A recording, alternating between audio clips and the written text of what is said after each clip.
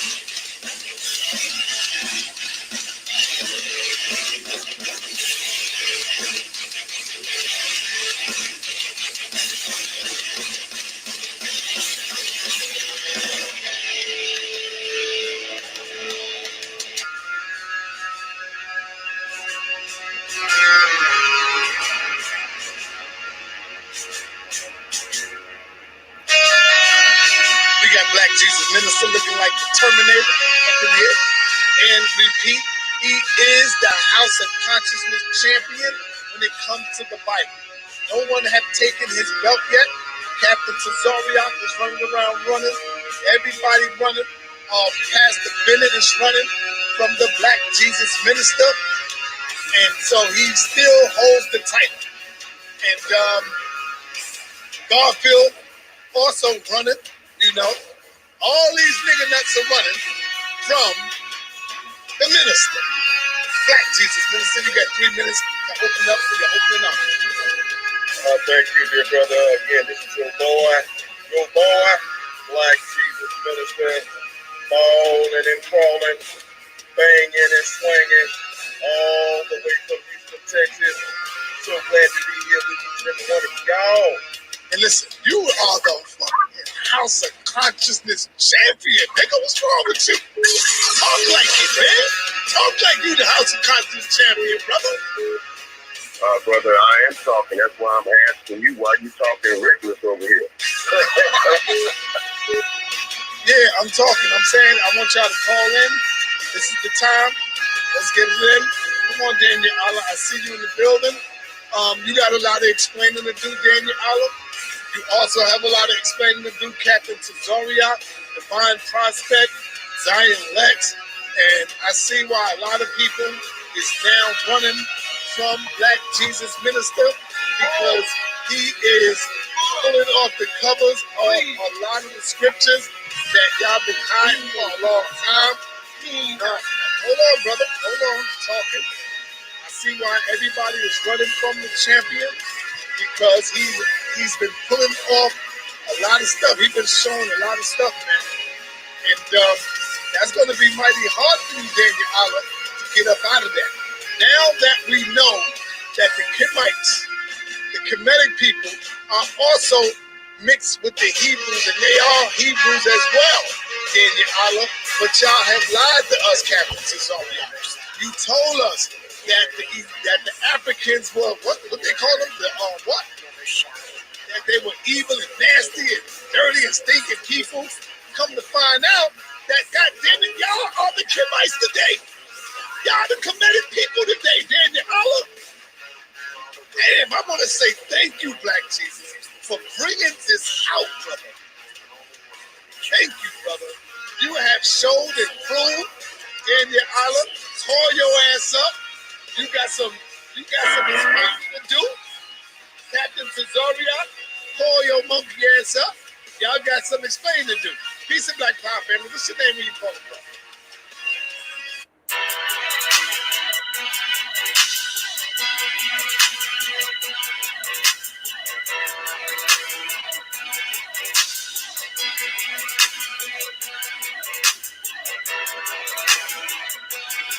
Yo, shalom, shalom.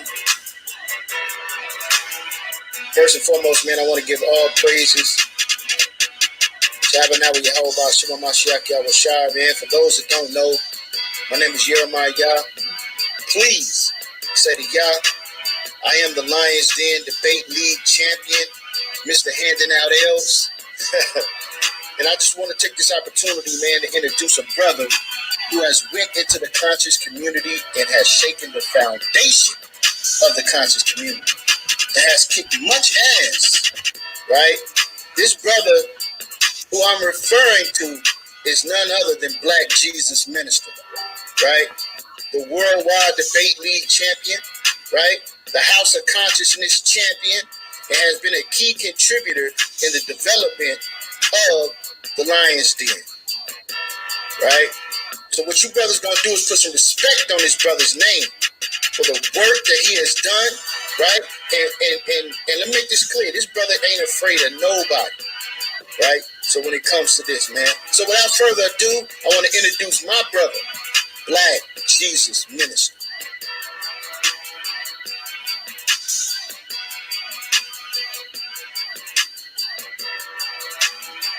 Yo, first and foremost, man, I want to give all praise and honor to Abanawa Yehovah, Shema Mashiach Yahushai, and to introduce myself. For those that don't know, man, my name is Jeremiah. Please say to God, I am the Lions Den Debate League champion, right? Mr. Handing Out L, a brother who has walked into the conscious community and have shaken the foundations of the conscious community, who has been in there and kicked much ass, right?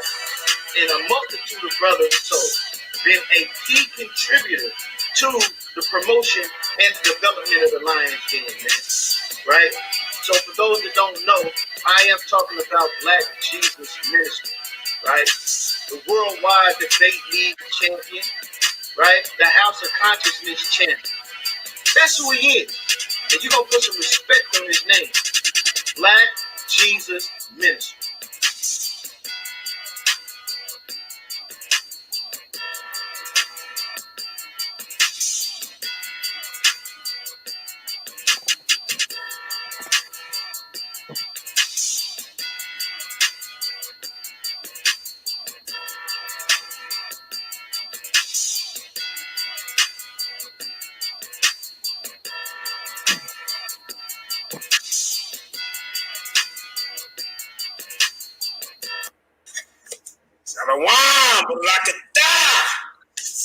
Welcome to the Lions Den.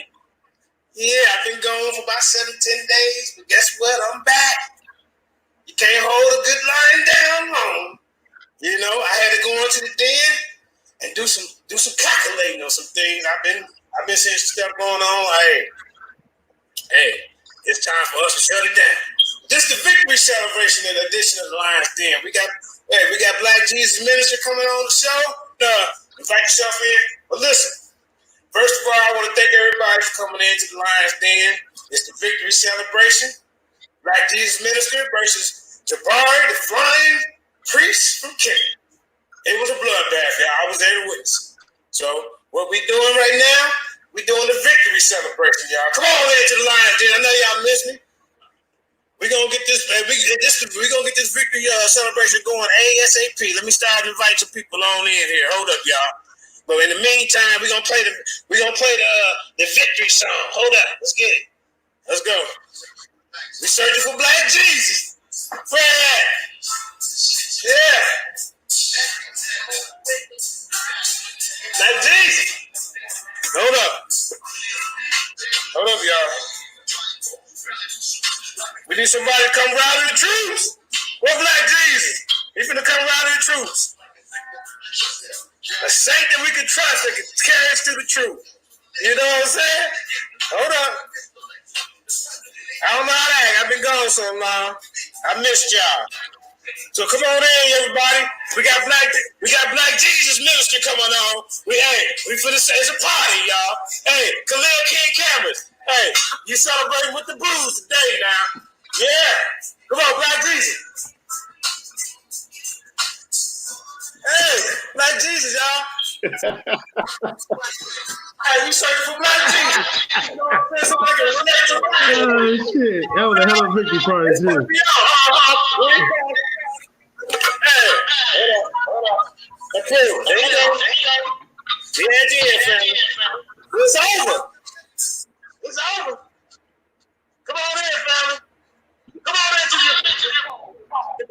Yeah. Hey,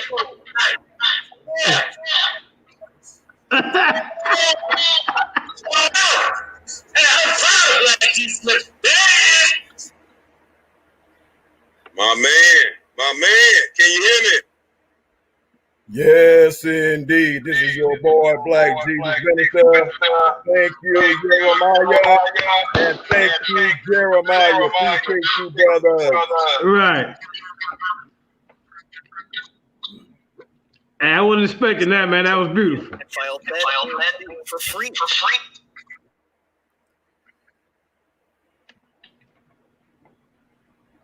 All right, Jeremiah, let's get this show started. Can you hear us? I think he had a technical difficulties.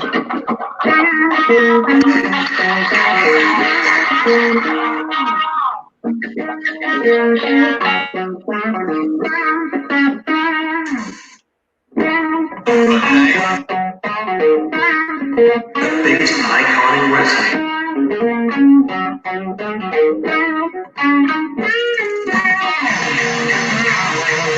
Yeah! The Lions Den Debate League, the hottest debate league on the planet. And we back, baby.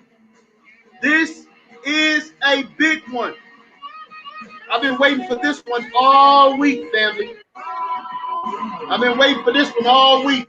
We got Black Jesus Minister in the building against my brother, the scholastic bully, Jasub, man. It's about to go down, man. Right? 7,000, man. What's good, bro? Hey. Yahweh Ba'Shem, Yahweh Shah, Barakatah, Kwam Yahshua. Hey, welcome to the Lions Den. Hey, this episode of Lions Den is brought to you by Common Sense. I can explain it to you, but I can't understand it for you. It's about to go down. We got another, hey, you just seen the exciting debate with Pro Izzo versus So Real. It went down to the wire, but Pro Izzo, congratulations, you pulled it off. You moved into the next round with the Texas Rattlesnake King Seth. Like I say, man, now we finna find out who's moving on. When to go home. That's what's going down in the Lions Den Debate League. You see what I'm saying? And we ready to see what's gonna happen.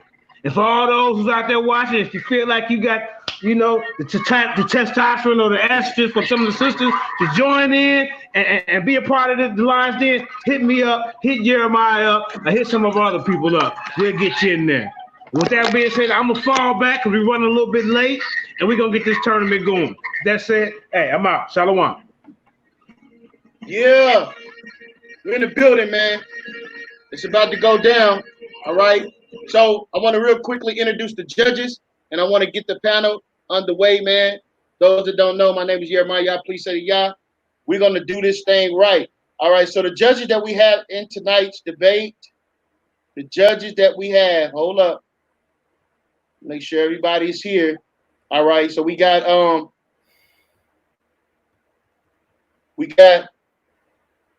Ratchet Craig. Talk to us, family.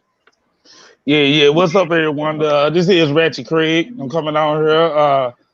First of all, I'll come throw some little shade right quick. I ain't gonna lie. All praises due to Jeremiah for having this line debate league tournament. I appreciate y'all.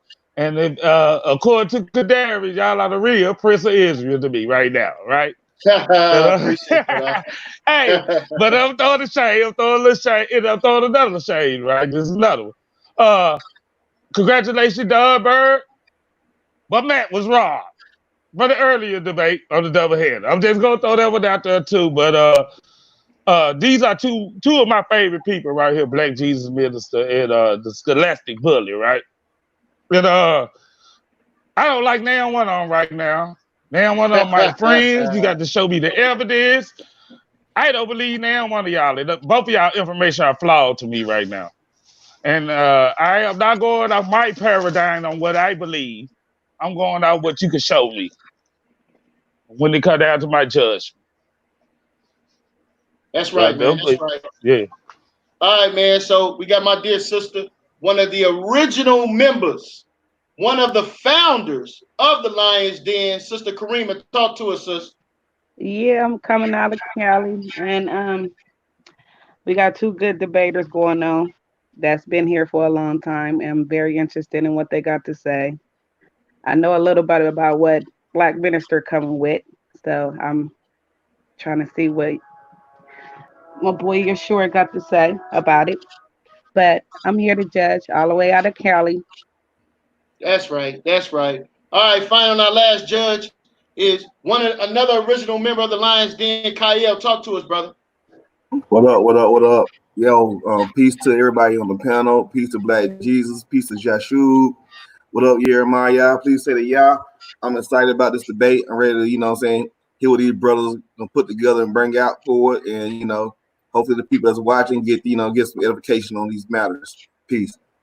That's right. That's right. That's right. All right, family. This is what it's going to be. It's going to be 3 15-minute rounds. 3 15-minute rounds. Then there's going to be a question and answer. 3 questions apiece, or 4 questions apiece, and then we're going to the judges. All right. This is the layout. This is how we're doing it here in the Lions Den, man. Jashu, man, any words before we get started, man? Yo, I said 10-minute rounds. Brother, if you just want 10, use 10, bro, and switch it on over to me. Hey, it is what it is, man. So you got 15 if you want to use it, bro. All right. All right, man. So which one of you brothers going first, man? Jashu. Of course he gonna want me to go first. I'm gonna go first. I'm gonna set the tone. All right, man. I'm gonna share my screen. Can y'all see my? Let me get it. Let me get it.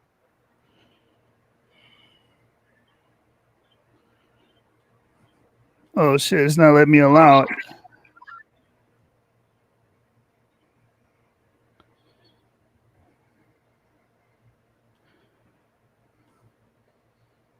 There it is. I see it. There it is. That's it? Yeah, I got it. All right, I was still adding stuff to it. Just got off from work.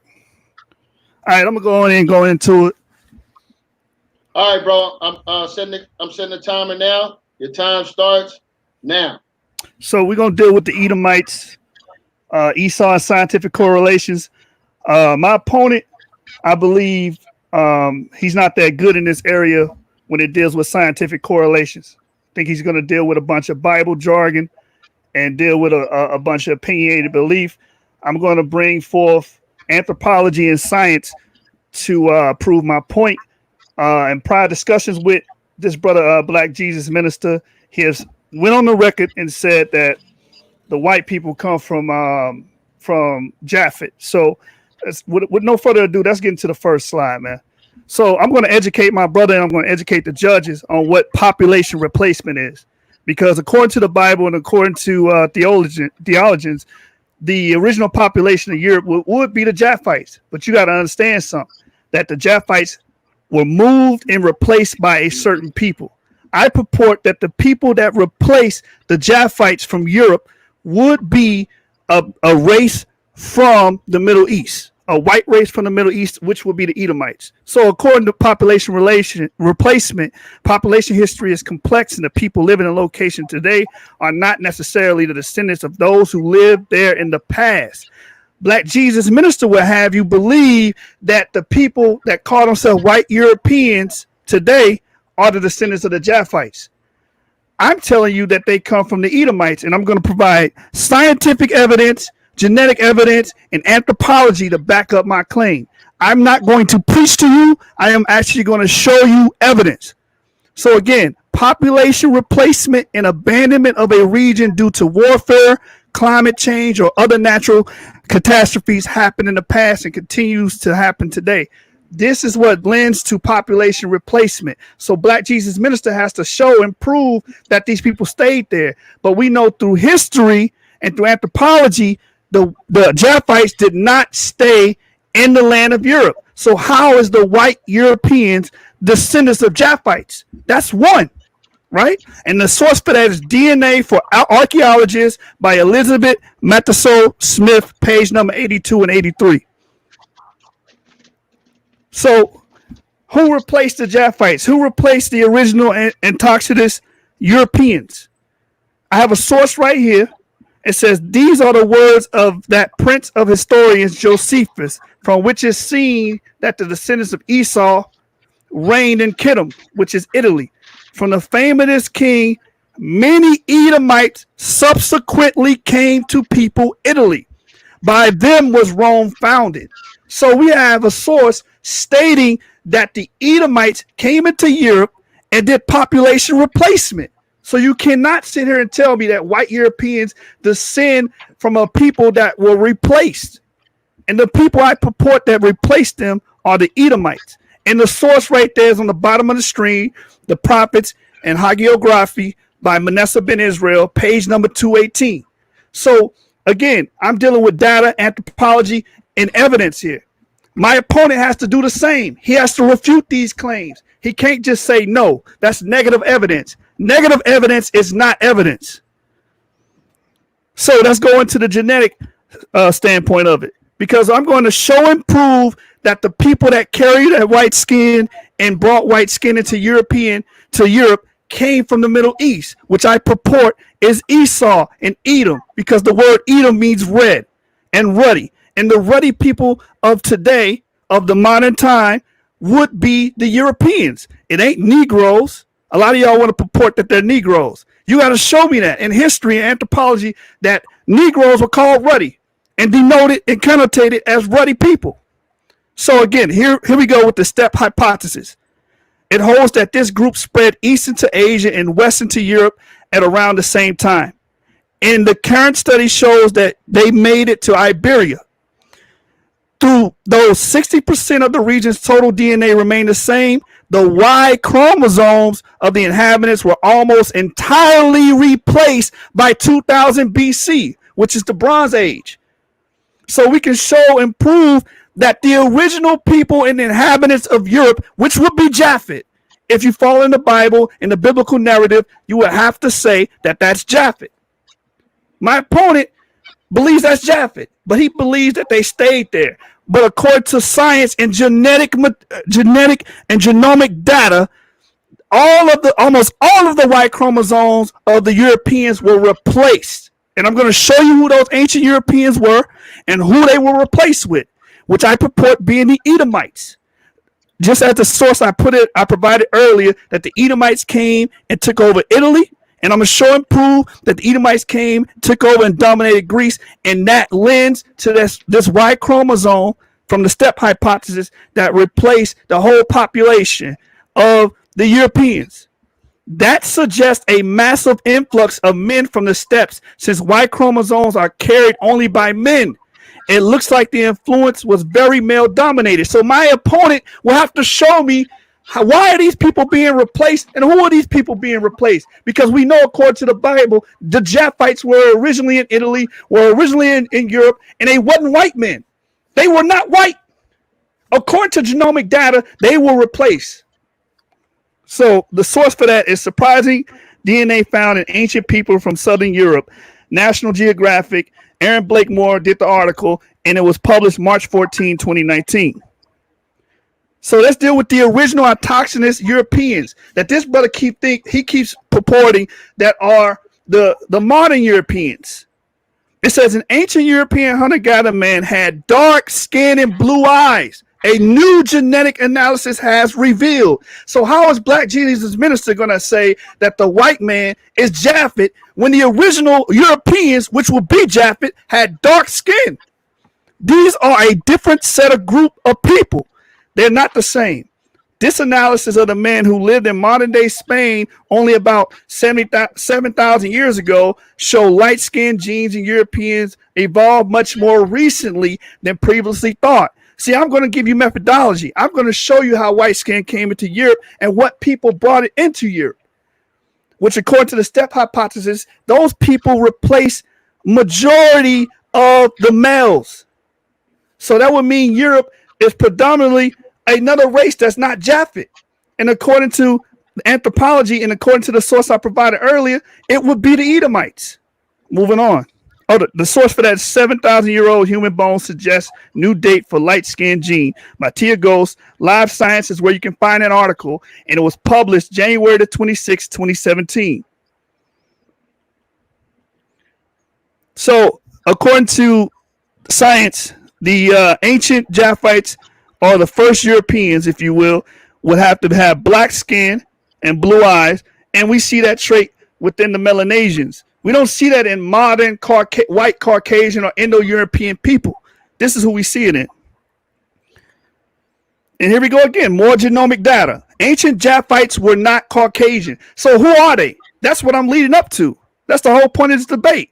I'm saying that the white man comes from Esau, a people that came from the Middle East that carried that white skin gene and brought it and proliferated Europe. Black Jesus Minister has to answer these things in this round. So the ancient Japhites were not Caucasian. It says the finding implies that for most of their evolutionary history, Europeans were not what many people today would call Caucasian, said Guido Barbuhani, president of the Association of Genetic in Italy. And the source is 7,000-year-old human bones suggests new date for light-skinned gene, the same source I said on the prior slide. Hey, how am I doing on time, Jeremiah? You're at 8:50 right now. 8 minutes and 50 seconds. All right. So again, I'm bringing out how the original Japhites look because my opponent believes that the Japhites are the modern white man that we see today in Europe, which is not true. Here's a Minoan depiction at the ring island of Thera, right? A flotilla fresco. You can see it to the right. Majority of these men that are depicted here are dark-skinned people. There's not a white man in this depiction. And this is the earliest depiction we see in Greece. The earliest depiction we see in Greece. So what happened? Where did these people go? Who replaced them? We're dealing with population replacement when we're looking at ancient Europe. The Japhites did not stay in that land. Again, my opponent going to have to show this, man. He going to have to show and prove. Like, you have to source up or shut up. You can see on my screen that I provide sources. I got the fresco right there. You can see where I got this from. Right? So moving on. So Cheddarman is indicative of Japhet. They found that Stone Age of Britain had dark hair with small probability that it was curlier than average. Blue eyes and skin that was probably dark brown or black in tone.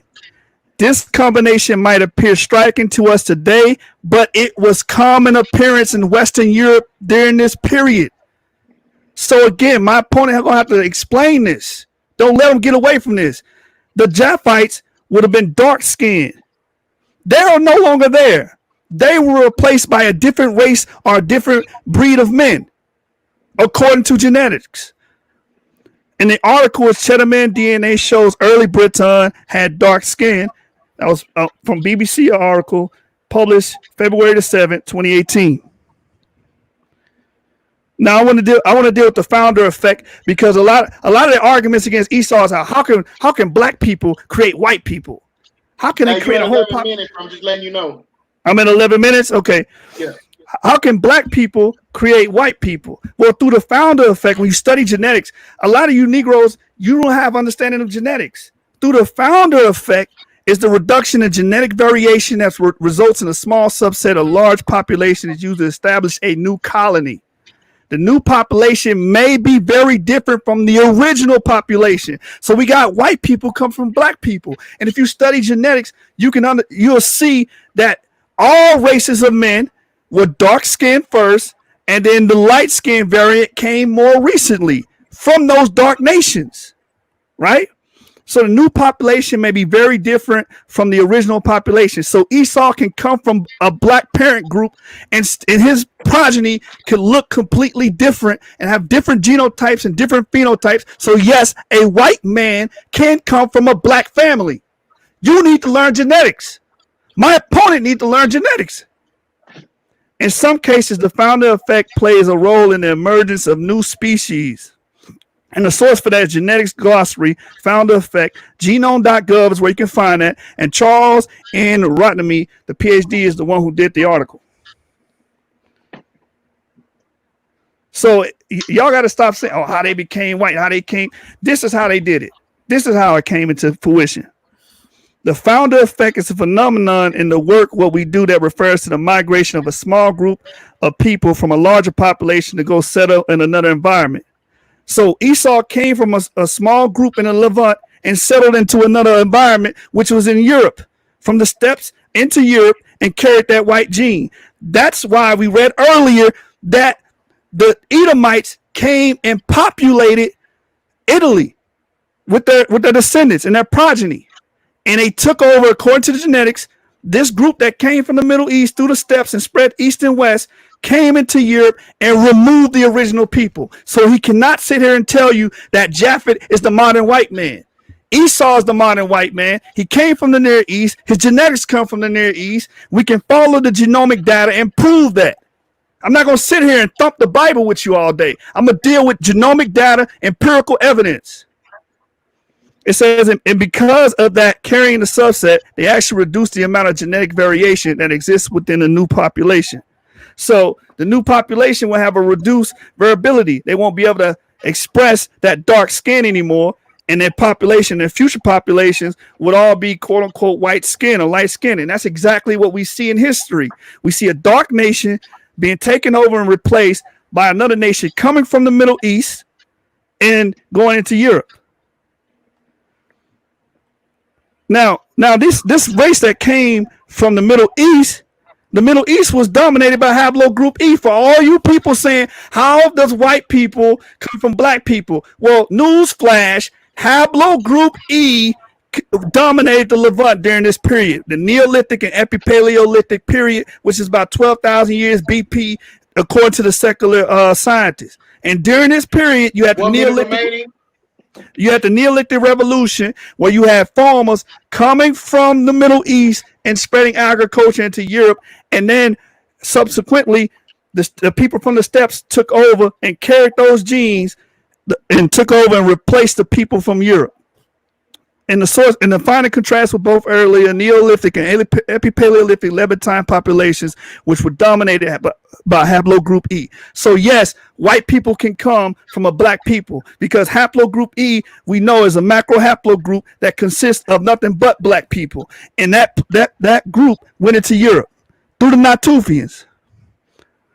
So the Natufians is a population without Neanderthal admixture, basal to other Eurasians, may have plausibly lived in Africa. Craniometric analysis has suggested an affinity between the Natufians and the population of North or Sub-Saharan Africans, a result that finds some support from the Y chromosome analysis, which shows that the Natufians and successive Levantine Neolithic populations carried haplogroup E. So again, this is the same group Esau came from, because Esau comes from the Levant. These people come from the Levant and spread into Europe. So my opponent is going to have to refute this. Scholastic bully, man. That's my time. That's your time. Listen. Jasub is who they talk about when you want to talk about. Understand that, man. I already knew it. I already knew this was going to be good, man. I knew it was going to be good and informative for those that don't know, man. Right? So we taking this thing to another level, man, with the scholarship, man. That's what we doing here in the Lions Den, man. So I'm very excited to hear Black Jesus first round, man. Black Jesus, are you ready? Just about. Give me a second. Just about. Pulling up my screen. All right, my dear brother. Let me know when you see my screen, bro. Share screen. All righty. Stop share. Share my screen. All right, there you go. Hold on. All right, you see what I'm looking at, bro? Yeah. All right, let me know when I can start, bro. All right, man. Restart time now. Time starts. All right. Brothers and sisters, your boy Black Jesus Minister is here on the debate topic. Floor is yours. I can't hear you. You can't hear me? Can you hear me, brother? Yeah, we can hear you. Go ahead. Okay, what did you just say a second ago? I just said we couldn't hear you, but go ahead. You hadn't started yet. Okay, so can you hear me now? Yeah, go ahead. Thank you very much. Brothers and sisters, the topic title tonight is Esau the white man? Is Esau the white man? The topic is not titled, is Esau Japhet? The title is Esau the white man, brothers and sisters? Brothers and sisters. Now, Brother Black Jesus Minister is about to blow the hell out of what Jasub, Scooby-Dooby-Doo Jasub just laid out for you guys. And to those of you who really ain't got a brain, don't have brains to understand, ain't no one man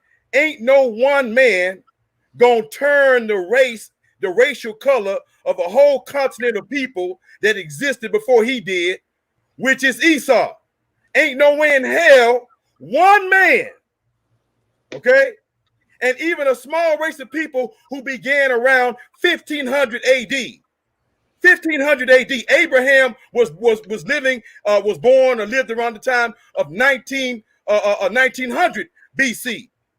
All right? And Esau came around about 1700 or 1500 BC, brothers and sisters. And if you actually think that in the 15 or 1700s when Esau came on the scene, and then the Edomites continued to develop as a people in Edom, and then because of war, they lost and went to southern Judea, and became known as the Idumeans or Idumea people, and there they resided and never left that place, brothers and sisters. And even if there was some who did leave that place, do you actually think at around 1700 BC or 1500 BC that some Edomites or Idumeans, where they were called at the very end of their identity, when they were kicked out of Edom, their land, taken over, brothers and sisters, do you actually think that a number of people left southern Judea and went into Europe, which was occupied by millions of people, millions of European Japhetic people, descendants of Japhet, and then they went up in there and with that handful of people from one small country, and turned the entire country into white people, displaced all of them, millions upon millions of people. Do you really believe that? That is absolute asinine, brothers and sisters. Absolute buffoonery, brothers and sisters.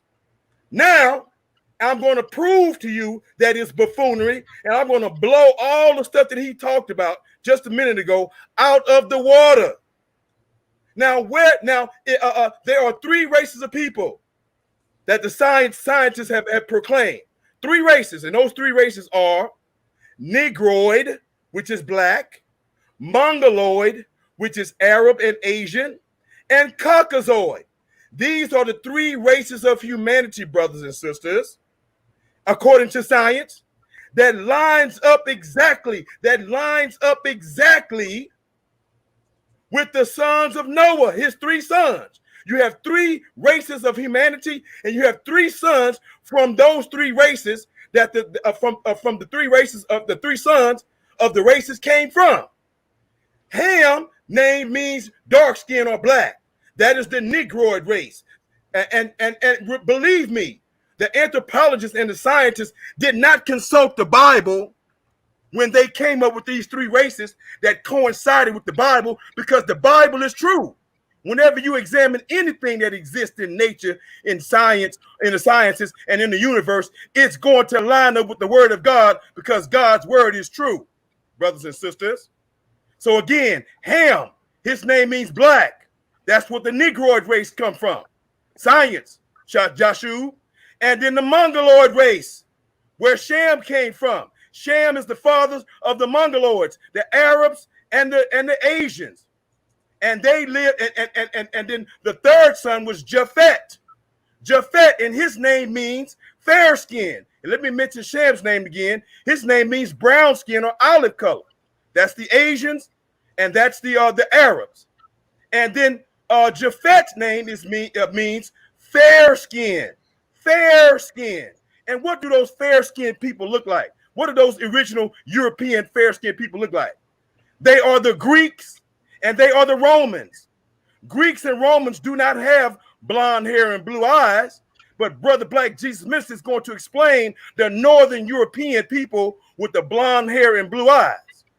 And Japhet is that natural Greek and that natural Italians who tend to have a slight tan, and they have dark hair and they tend to have dark eyes, but they are completely distinguishable from Hamite Africans, distinguishable from Arab Asians, because they are the fairest of all the human race at that time, at the time of Noah, who descended from Japhet, which means fair skin. Now, how is Brother Black Jesus Minister going to blow Jasub out the goddamn water and trying to make you guys swallow this garbage talking about the millions upon millions of the descendants of Japhet around the time 15 or 1700 BC when Esau was born? Now, Esau had to develop into a nation, and that took almost 1,000 years. So we can say comfortably 1,000 years later is when the Edomites was an empire after his birth. Did they turn Europe white then? No, they were in the land of Edom. They were in their land. They weren't in Europe. And then when they got kicked out, they never went to Europe, brothers and sisters. They went to southern Israel in Judea. They claimed the territory south of Judea, brothers and sisters.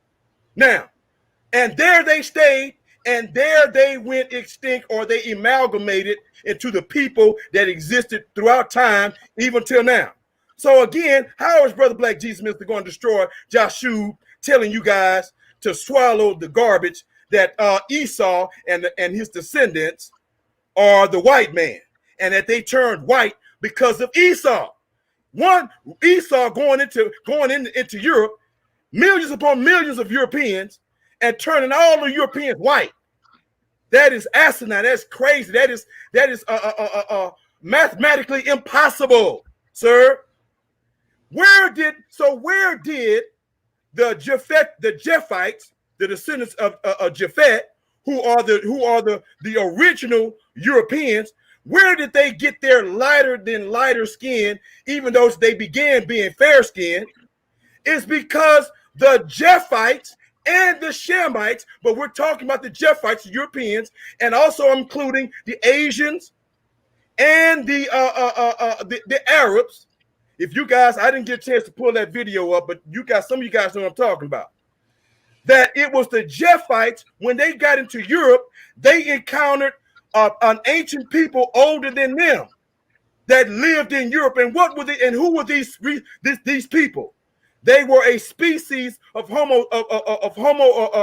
they were a species of humanoids called Neanderthals. And these Japhites, when they went into Europe, guess what these Gentile, heathen, not knowing God, beast-like people did when they went into Europe? They intermarried with Neanderthals. Jeremiah, can you see my screen and see this picture of the Neanderthals, bro? Yes, sir. Do y'all see these Neanderthals? These are white people. Look at these white-skinned Neanderthals. This is who the Japhites intermarried with. Here go one minute remaining. How much? Salaki, you got 6 minutes. My bad. Thank you very much, bro. Appreciate that. Y'all see these Neanderthals? They almost look exactly like white people. White people know that they are descendants of Neanderthals. They know that they intermix with Neanderthals. And when they intermix with these white Neanderthals, well before they intermixed with these Neanderthals, immediately when they went into Europe, at Genesis 10, when they were divided by the Table of Nations. You guys go look up the Table of Nations map, and you will see that Japhet's land was Europe. That's where they went when they were divided up. And Ham's land was Africa. That's where they went when they were divided up. And Shem and the Arabs and the Asians went into Arabia and Asia. And it was the Shemites and the Japhites, according to the scientists and DNA, who intermarried with Neanderthals who lived in Europe and Asia. Europe and Asia, brothers and sisters. So now we see where the Japhites, if they had any color, such as the Southern Europeans versus the Northern Europeans tend to be that blonde, that very pale, blonde hair, blue eye, the English, the Scottish, the Swedish, all those very, very pale, blonde people. And I will explain that. But now we understand where the Japhites, if they had any color, which they started off being fair-skinned, like the Greeks and the Romans, they became lighter, just like their mothers and fathers, these Neanderthals, who was close to their nature and character by being heathens, not knowing God, living in caves. The Europeans lived in caves, the Neanderthal lives in caves. Their culture was very similar, and they intermarried. And to this day, scientists have verified Neanderthal DNA among Europeans, among Asians, and the only people on the earth who have no Neanderthal DNA are pure Africans. If you are a pure Hamite, you have zero DNA in your bloodstream, brothers and sisters. Why? Because the Hamites were the original people of God and knew better than to sit up here and lay up with some animal smelly ass cave beast. But Japhet and Shem, those two heathens didn't have enough goddamn sense not to sit up there and lay up with and have babies with Neanderthals, brothers and sisters. So now we know where the white skin come from. It's from Japhet, the lighter skin, the Japhet intermarrying with Neanderthals. Not no Esau in 17 or 18 or 1500 BC. 17 or 1500 BC. Now let's further prove that Jasub's quackery is indeed a bunch of quackery, brothers and sisters. Let me pull this up real quick. See if I pulled that up. Where is it? All right, brothers and sisters. Now look here. This is on my my YouTube, my Facebook page. You guys can look at all the evidence at my Facebook page, George Blanche. Y'all see my name right here, George Blanche. Almost all the information I'm bringing to you is on my Facebook page timeline. You guys can review this and the scholarly links. And when you read out here, I said there's a map of Esau here. All right. And in the description, it says Esau Edom is not white race. Stop the madness. White European Greeks existed at least 3000 BC. Do y'all see that? 3000 BC. And during that time, and even before that time, going all the way back to what? Japhet, they were intermarrying with what type of white people? Neanderthals. Not no fake lie of white Esau, who is actually red. And then when is Esau born? Esau Edom did not exist until 1300 BC. The Esau Edomite Empire, brothers and sisters, look at that. 1300 BC. The Esau Edomite Empire did not exist until 1300 BC, but the Europeans and the Greeks, who are one of the oldest Europeans, existed at 3000 BC. Okay? So these white Europeans were already white because they intermarried with Neanderthals. All right? And the link right here, brothers and sisters, y'all can see the link. It's Wikipedia. Let me click that link so y'all can see it. And you can go to it. There you go, the Greeks. And also you can go to Esau or Edom. You can go to Greeks and Esau in Wikipedia, ladies and gentlemen. All right, let me cut that off. And how much time I got, man? You got 1 minute. All right. You got 25 seconds. All right. Well, brothers and sisters, we're not gonna fall for the okie doke. Now we understand that the Japhites became lighter than what they were as fair-skinned people by intermarrying with Neanderthals. Not no damn Esau sometime after the 1300 BC. Get out of here. Let's go. All right, family. Can I be heard? Yeah. Man, y'all shoot what they talk about when it comes time to talk. This dude just came with nothing but pseudoscience and a bunch of BS. Now, first, can y'all see my stream? I want to make sure y'all can see my stream, man, because that was horrible and deplorable. So look at my stream. The brother said, "Oh, 3 races line up with the Bible." No, it don't. YouTube, your screen ain't up yet, bro. It ain't up. Oh man, Nah, stop my time. Stop my time. You stop. We ain't doing like for real. Like he got to see this. He got to get this work, bro. He got to get this work. Somebody got to educate Black Jesus, man. Let's go, bro. Let's go, man. You gotta reshare your screen, bro. I gotta Hold on. Yeah, because I had to put his screen up there, so they knocked yours off. Hey, pardon me. I'm new to this, man. I'm new to stream, yo. No worries, All right, can you see my stream? Yeah. All right, start, man. Hit that clock, man. Go ahead, I got you. So the brother said 3 races lines up with the Bible. Where's he getting that from? Ask him for a source. So the judges, can he source that last round? I mean the whole round. He got to source the whole thing. Where's he getting this? No, I only heard one. Wikipedia. Get the hell out of here, man. You're not in my league. Now, he said it was 3 races. What he's talking about is an old teaching that's not being used anymore. No one uses that in the scientific community. Negroid, Caucasoid, Mongoloid. That's 1800, 1900 stuff.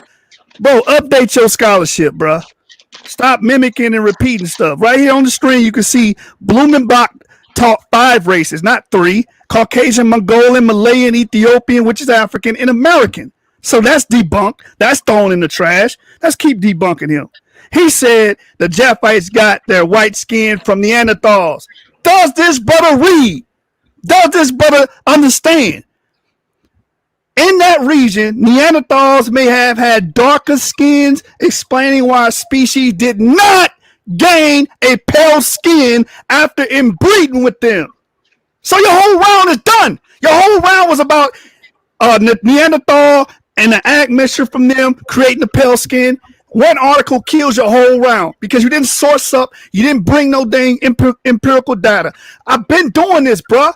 Genesis 49ers, we say no to vague interpretations and give thorough breakdowns.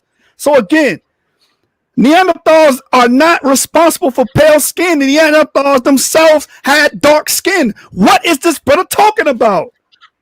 It says, indeed, a study earlier this year of ancient DNA suggested that Neanderthals living in what is now Croatia had dark skin and brown hair. And if anybody know about the Neanderthals, according to secular scientists, they died off 30,000 years ago. White skin didn't come into fruition and bloom until about 3,000, 4,000 years ago during the Bronze Age period. So this brother is off. I debunk him with one. His whole round is debunked with one article. This is light work, man. Come on, man. Next round. Who I'm debating next, Don? All right, Don. I'm going to see you next round. So anyway, again, where does white skin come from? A lot of y'all say, how can black people create white people? Black people carry the gene for white skin. That's where it come from. So it says the region with the strongest association wasn't around the SLC24A5 gene, one variant of which is known to play a role in the light skin color in Europeans and some Southern Asian populations. He mentioned both of those. Again, you got to go back to the Middle East. What population came from the Middle East and spread this throughout the world? I'm purporting the Edomites. The anthropology is saying Edomites.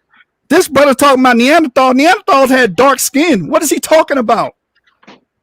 This variant was common in populations in Ethiopia and Tanzania that were known to have ancestry from Southeast Asia and the Middle East. That's where this white skin is coming from. Suggesting it was carried into Africa from those regions and based on its frequency may have been possibly selected. Source: genes responsible for diversity of human skin colors identified. You don't see them talking about Neanderthals. You need to update your scholarship. You can get that on Science Daily, and that was published by University of Pennsylvania, October 12, 2017. Now the other thing the brother kept saying is 1500, 1200 BCE.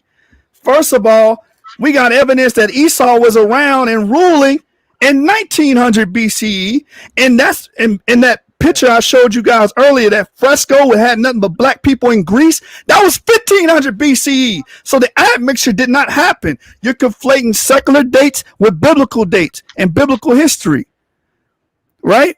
Because you're thinking, oh, well, this existed before that. Well, white skin did not bloom in Europe until about the Bronze Age period, and that's when we see Edomite flourishing and populating and dispersing across Europe. Let's get into it. Ain't gonna be too long-winded. Middle Eastern origin. 2 mutations responsible for light skin. I brought this out. Both seem to have been rare in the Mesolithic, but present in large majority by the Bronze Age. That's when you start seeing white skin black Jesus minister, not by no Neanderthal that lived 30,000 years ago. What is this brother talking about? One might speculate that the mutation arose in the Middle East. Why? Because as both areas received a significant influx of Middle Eastern farmers during this time, one might speculate that the mutation arose in the Middle East, not from no Neanderthals, black Jesus minister. Now let's get into the meat and potatoes of this, man. Let's deal with white historicity. We dealt with genetics, we dealt with science. Let's deal with the anthropology and the historical records, man. Where do white people come from? It seems that the Syrians extended not only from Babylonia to the Gulf of Essus, but also ancient times from the Gulf of Euxine. At any rate, both tribes of the Cappadocians, both those near the Taurus and those near Pontus, have to the present time been called white Syrians. So we see white skin, and these white Syrians are associated with the Hurrians, aka the Hittites, on whom Esau mixed with, i.e., the Horites of the biblical account. And that's from Strabo and his geography. You can see the source on the bottom, so all the judges can see that. I'm actually sourcing my material. This brother is not. So the people of Timon, let's deal with the people of Timon. Timon is a son of Esau, and a clan came from that. And it said this expansion of the Macedonians was associated by Herodotus. So these are real historians. I'm giving you real sources, real historians, real anthropology. This brother is giving you preacher's logic. He didn't give you anything, no sources. He just throwing stuff out there and hoping it stick. Thucydides, another historian, they compared these people, the expansion of the Macedons, with a royal house. The royal house is the Timidae of Argos in the Peloponnese. Thus, the Timidae of Macedon, as in the oracle we had just cited, were a branch of the Timidae, a royal house of Argos. And the source for that is Cambridge Ancient History by N.G.L. Hammond, page number 282. So the Timonites, because Ide, the Greek suffix Ide means offspring of. So Timidae means the offspring of Timon. These Macedonians went into Thrace, went into Greece, and populated and ruled and conquered. We already know one famous Macedonian. His name is Alexander the Great, and his people took over the whole known world during that time, during the 3rd century BCE. So, man, what are we doing here, man? I feel like I'm in the next round already. What done it? Give me done, man. Timon and Omar. Timon was the name of an Edomite clan and of its eponym according to the Bible. Omar is the progeny of Esau, and you can go to Genesis 36 to verify those two people. Again, more the land of Timon, and again, Ide is a Latin suffix denoting offspring. So these are the people of Timon, which are Edomites, which gives them a connection to Macedon. That's why when you go to the biblical records and to the Jewish records, the Midrashim, they connect Haman of the family of Agag, which is an Edomite, to the Macedonians. There's a source right there on the screen. The legend of the Jews. Why? Because the Macedonians descend from Timon. Timon is an Edomite.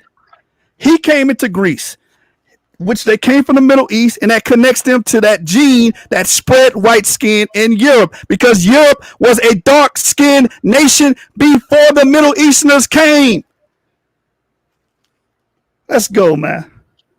Look, Haman the Macedonian. For Haman a Macedonian, the son of Amathatha, being indeed a stranger from the Persian blood. So again, Haman, which is an Edomite, an Agagite, being compared to the Macedonians, we read that the Macedonians come from the royal house of Timon, which are Edomites. So how did these Timonites or Timidate people look? Let's just go straight to Alexander the Great. It says he had a pale complexion, they say, and his skin used to take on a ruddy tinge. So he was pale and ruddy. Esau is pale and ruddy.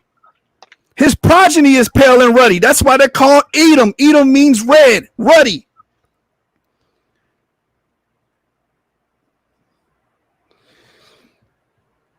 So again, we got even more Edom connections with white Caucasians, with the land of Uz. When you go to Lamentations 4:21, the land of Uz is connected to Esau. Now, this brother said, oh, they never moved, they never migrated. But this proves they did, because Lamentations 4:21 said they dwell in the land of Uz. And according to the Targum, it refers to the land of Uz as Armenia.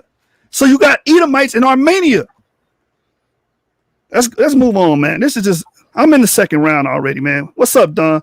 Historian Candace. The author Candace was a native of Isauria, as he himself tells us, and by profession clerk to certain influential Isaurians. He maintains that the name Isauria is derived from Esau. Where is Isauria? In Armenia. These are white Caucasian people tracing their lineage back to Esau. This brother thought I was going to play games. Here's another Isaurian. Zeno the Edomite, which was an emperor of Rome. He was referred to by the high priest Nathaniel as Zayat, the king of Edom. His round, he got to refute this, man. You got to answer this. You got to answer why these Isaurians, the historian of the Isaurians is tracing their lineage and their bloodline and their pedigree back to Esau. You got to explain why was Zeno, the emperor of Rome, referred to as Zayat, the king of Edom, the Isaurian, right? You got to explain these things. And the source for that is the history of the Byzantine Jews, a microcosmos in a 1,000-year empire. Eli Cohen being the author, page number 25. So you got a lot on your plate, man. You got to answer the Neanderthal thing. You got to answer why Alexander descends from Timon, why the Timonites relate to the Macedonians, how the Macedonians relate to the Aggites. It's full circle, bro. I'm already in the second round, man. What am I doing here? Look, here we go again. White skin in Europe bloomed in the Bronze Age. It says right here, focusing on 4 well-studied polymorphisms, we find that 2 single nucleotide polymorphisms associated with light skin pigmentation in Europeans exhibit a rapid increase in allele frequency. The frequency of derived allele increases from a low fixation with a period of approximately 3,000 years between the Mesolithic and the Bronze Age in Europe. So that's when you start seeing more white people on the earth as in the Bronze Age, not 30,000 years ago with Neanderthals, period. And we see that correlating with the people known as Edomites. What's my time, brother? What's my time? Real quick. I got you. You got 3 minutes. 3 minutes. So again, we got Esau already being a clan, being called the Shashu Wanderers. I didn't say the source for that, but y'all can see it on the bottom, man. If I don't say the source is always going to be on the bottom of the page for the judges watching Population Genomics of Bronze Age Eurasia, Nature, June 2015. So let's deal with the Erythrae. The Erythrae just means red people. What does Edom mean? Red people. So Erythrae says one of the 12 cities of Ionian League on the coast opposite the land of Chios, allegedly founded by a party from Crete. Erythrae enjoyed free and immune status under Alexander the Great and the Seleucids. I wonder why. Because Alexander the Great descends from Timon. He's an Edomite. The Erythraeans are Edomites because it's the same word and they come from the same region around the Red Sea. The Oxford Classical Dictionary is the source there. Now, let's deal with the Edomite dispersals, because the brother said Esau just stayed in one area of the earth and did not move, did not do none of that. We're going to show that there are migratory people. It says the Phoenicians, therefore, came from the Red Sea in the days of the land of their brother, Pharonius, king of Argos, and made them fly every way in the Red Sea, some into Egypt with their young king and others to the Philistines, their next neighbors and the enemies of David. And this flight gave the Philistines to call many places Erythra, which means red, in the memory of there being Erythreans or Edomites. And they're coming from the Erythraean Sea. The Erythra was the name of the city in Ionia, of another in Libya, and another in Locris. And you can see all the cities down there. They spread out, man. The Edomites spread out.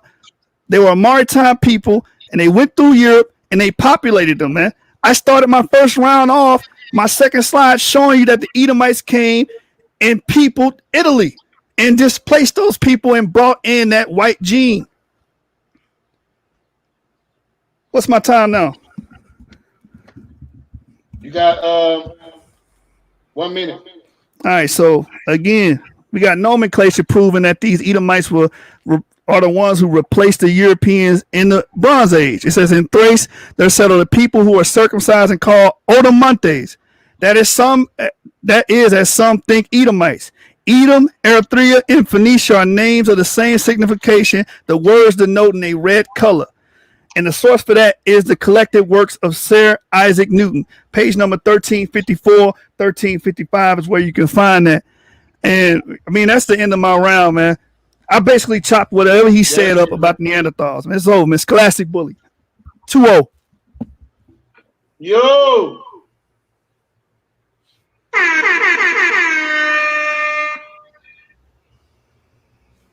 Black Jesus Minister, you there?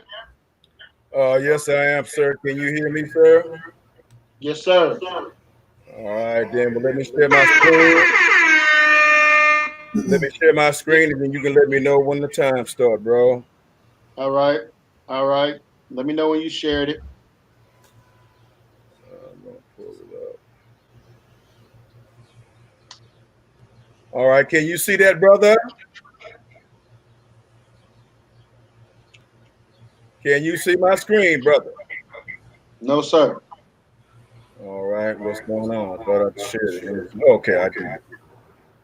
Hey, Jasub, stop sharing your screen. Oh, shit. How I do that? You just hit the shit say stop sharing. Okay. I see yours, Black Jesus. All right. All right. I got it. Well, let me know when it's time to go, bro. All right. The time starts now. Brothers and sisters, the title of tonight's debate is Esau the white man. Is Esau the white man? Or, brothers and sisters, the truth that Brother Black Jesus Minister is going to bring, in addition to Japhites and the Japhets, which name means fair skin, are the original Romans and the original Greeks who were fair-skinned people, and intermarried with Neanderthals and became lighter skinned, intermarrying with Neanderthals, because Neanderthals were cave beasts and the Europeans were cave beasts, and they had that in common, brothers and sisters.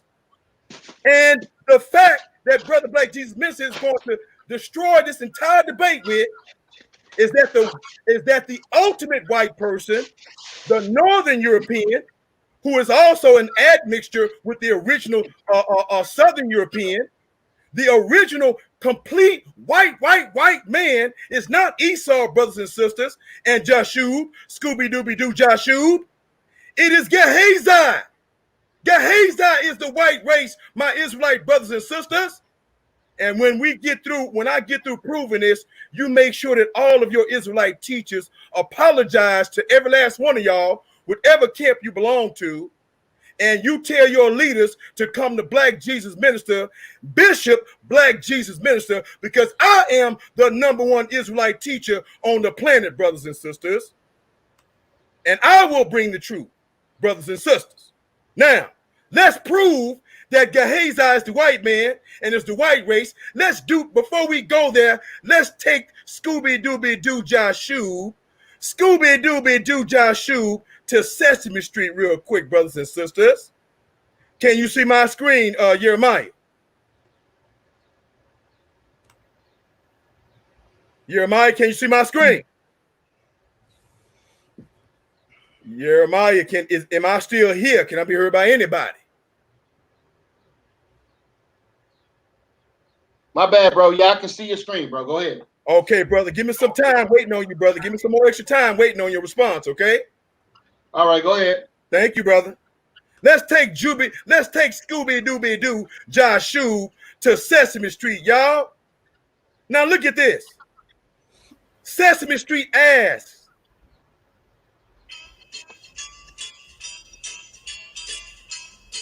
sunny day, sweep the clouds away. On my way to where the air is safe. Can you tell me how to get to Sesame Street? we're gonna tell you how to get there, brother. Everything's A-okay. Friendly neighbors there, that's where we meet. Can you tell me how to get to Sesame Street? How to get to Sesame Street? How to get to Sesame Yes, indeed. Sesame Street asks, which one of these things, Brother Jasub, you got 1 minute to answer this question when I ask you, sir, as we agree, which one of these things are not like the other? Please, brother. This isn't a question and answer round. Brother, bro, will you please be quiet, bro? Maybe you forgot. I'll get Jeremiah to remind you, bro. I said that we can ask questions during the round, and you got 1 minute to answer, bro, and you said yes. All right? That's in addition to our question round, brother. Now, it says, please, right, brother. Y'all just throwing shit in there. All right, go ahead. Please, come on, man.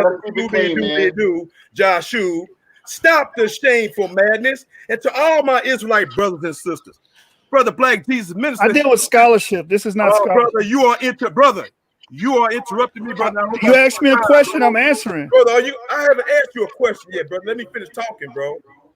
You just asked me a question. Oh, God damn. Can you mute your mic, man, try to answer the question, bro? Now, Jeremiah, add me some more seconds on that, bro, for this man tripping like this, bro. Please. All right, go ahead, brother. Please, Scooby-Dooby-Doo Jasub. Stop the shameful madness, brother. Red Esau is not the white race. Scooby-Dooby-Doo Jasub. Now, Scooby-Dooby-Doo Jasub, and all you Scooby-Doo Israelites who have been scoobied and flim-flammed by ignorant hood rat convict leaders, okay, with your convict religion and convict doctrine. This madness got to stop. Brother Black Jesus Minister is here to elevate our people from the street hood rat convict mentality and this hood rat bastardized religion. We're gonna bring the truth to y'all, Brother Black Jesus Minister and Black Jesus Ministry. Brother Jasub, Scooby-Dooby-Doo Jasub. Look at that white man on the right-hand side, Jasub. Now, which one of these eggs look like that white man? Is it the red egg, Jasub, or is it the white egg, Jasub? 1 minute. Red and white. He got a red tinge. He got a ruddy tinge, just like Alexander the Great. God damn! Did I ask this man a geometry question or I answered your question. This question, I'm gonna ask one more time, bro. I said, which one of these eggs, the red egg or the white egg, looks like the white man on the right hand, the far right hand side, sir? Which one looks like that man? You either telling me I can choose both, red and white. All right, thank you, brothers and sisters. Now we see how willing Jasub, Scooby-Dooby-Doo Jasub, will tell a goddamn lie when his truth is in the corner. He would rather lie to you, brothers and sisters. This kind of man is dangerous. Instead of telling you the truth, to hold on to his pride. This is why God said that pride is so dangerous that brothers and sisters will sacrifice your very life and kill you and refuse to tell you the truth because of their pride, brothers and sisters. This is how dangerous Scooby-Dooby-Doo Jasub is, and you Scooby-Dooby-Doo Israelites. When I get through laying this truth out, if you continue to teach this lie and not apologize to your people and come up under the leadership of Black Jesus Minister, shame on you. And I'm talking to all the top camps. I'm talking to ISUBK, GMS, IOC, IOA, all you alphabet Israelites. Every last one of y'all leader need to come follow Bishop Black Jesus Minister. And if they don't come follow me, if you got enough goddamn sense and you ain't retarded like they are and that they made you to be, then you leave that retarded organization and you come follow Black Jesus Minister and subscribe to Black Jesus Radio. Now, let's keep this thing moving. We took my man to Sesame Street, and we made him tell one lie. That was lie number one. Now let's look at lie number two. Let's look at lie number two coming from Scooby Dooby Doo, Jasub, brothers and sisters. We all just heard Scooby Dooby Doo, Jasub, say that the Neanderthals, can you see my screen, Jeremiah? Yes, sir. Scooby Dooby Doo, Jasub just lied to everybody on here and said that the Neanderthals were black. Brothers and sisters, look at this. Do y'all see any black Neanderthals? I don't see none. They all white. Look at these white Neanderthals. That's lie number two we caught you in, Jasub. Scooby Dooby Doo, Jasub.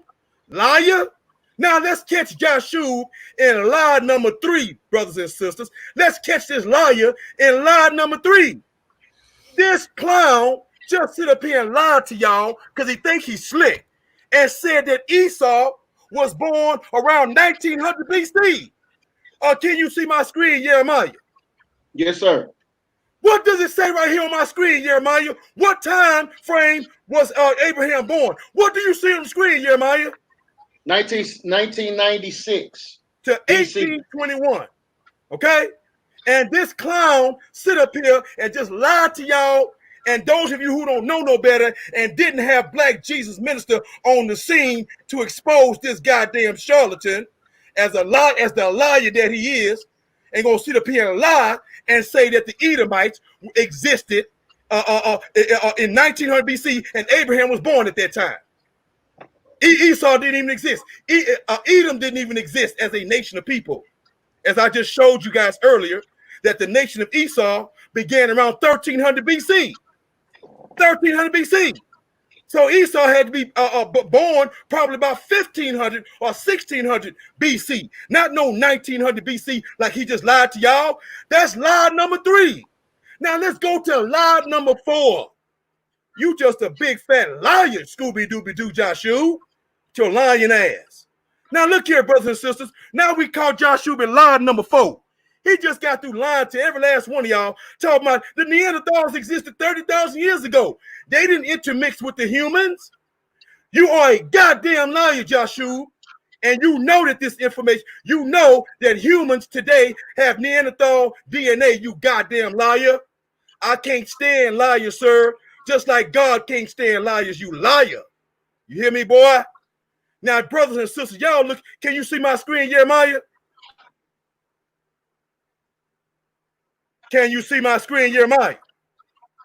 Hey, Black Jesus, stay focused on your debate, man. Don't address him, man. Please, sir. Brother, I'm talking to you, bro. Do you see my screen? I'm switching screen to screen. I want to make sure you see it. Yeah, I see your screen, brother. I see your screen. Yeah. Thank you, brother. Yeah, I see it. And you guys can go to YouTube or anywhere on Google and type in Neanderthal DNA in humans today. And you will see videos, you will see articles from scientists all over the world verifying that Neanderthal DNA is in humans today and most prevalent among Europeans and Asians. So, Jasub, we caught you in 4 lies. You were just a big fat liar, Scooby Dooby Doo Jasub. You will do any goddamn thing, sir, to try to prove your lying ass point. Because you are a liar, bro. And that little janky PowerPoint presentation that you copy and pasted, we cannot trust what you copy and paste because I'm sure you probably put some damn lies up in there and switch some words around, bro. Get the hell up out of here, bro.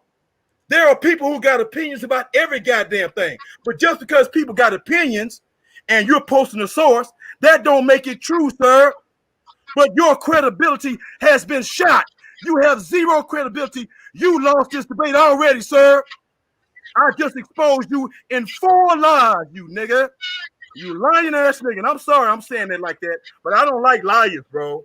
I don't like it, man. Yeah, man. Come on, bro. Let's keep it clean, bro. I apologize, bro. Now that we've exposed Scooby Dooby Doo Jasub in 4 lies, brothers and sisters, let's go to the scripture. We've been heavy in science now, but let's go to the word of God that me and this brother say that we believe. Now, brother Jeremiah, how much time do I have? You got 3 minutes. Thank you very much. Brothers and sisters, I want y'all's attention. Can you see my screen, bro? Yeah. Thank you very much, brother. Brothers and sisters, look at Genesis 25 and 25 and Genesis 25 and 30. Look at Genesis 25, 25, 25, and 30. And Brother Blake, Jesus Minister, finna drop another bomb on all of y'all. Look at Genesis 25 and 25, talking about the story of Esau. And look at what it says. And look very closely, brothers and sisters. And the first came out red. Who was the first? Esau is the twin to Jacob. All right. And what does it say? He was the firstborn. And the first came out red. Y'all see red right there? And red. What does it say? He was the firstborn. Somebody mute their mic. I'm hearing feedback. Somebody mute their mic. Red. Y'all right there? Mute the mic. That's right. Thank you, Brother Jasub. I did it. I got it. Go ahead. Thank you very much. And the first came out red. Y'all see red? Now, what kind of red did it come out? It said all over like a hairy garment. Y'all see that? Like a hairy garment. Now, the question is the red talking about Esau's skin? Hell no, brothers and sisters. The red ain't talking about his skin. The red is talking about his hair. And the first came out red all over like. Y'all see like? You see the word like? Like what? Red like what? Like a hairy garment, brothers and sisters. A hairy garment. So his hair was red, brothers and sisters, not his skin. No. And they called his name Esau. Now let's back that up. Let's back that thing up at Genesis 25 and 25, at Genesis 25 and 30. Let's back it up. Was Esau named after his red skin or red hair? Was Esau named after his so-called red skin or red hair? Hell no, brothers and sisters. The bomb is Genesis 25 and 30. And what does it say at Genesis 25 and 30? And Esau said to Jacob, his older brother, feed me, I pray thee, with the same red pottage, or food, the porridge, red porridge or red pottage. Y'all see that? Now, is this red pottage talking about Esau's hair or Esau's skin? Hell no. It's talking about the food that Jacob gave Esau when he sold his birthright.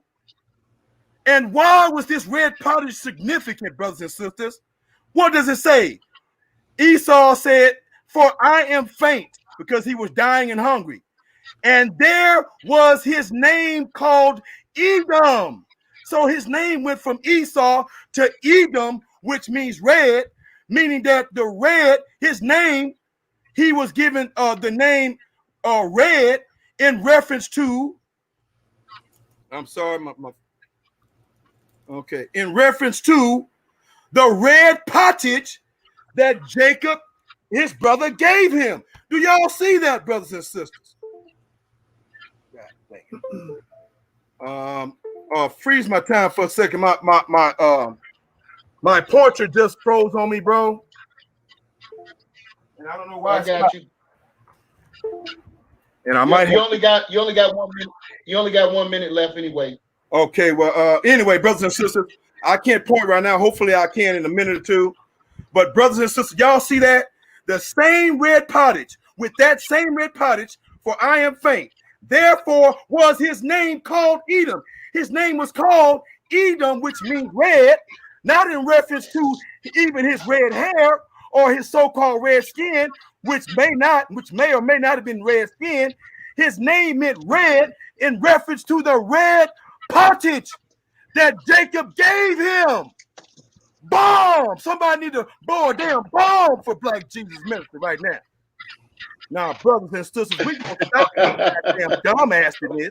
Now we understand his name is red for the red pottage, brothers and sisters. And why is that red pottage significant? Because that red pottage symbolizes what he sold his birthright for, brothers and sisters. How much time I got, bro? That's it, bro. Thank you very much, bro. Boy, you done, Jasub. Go sit your ass down somewhere, boy. Liar.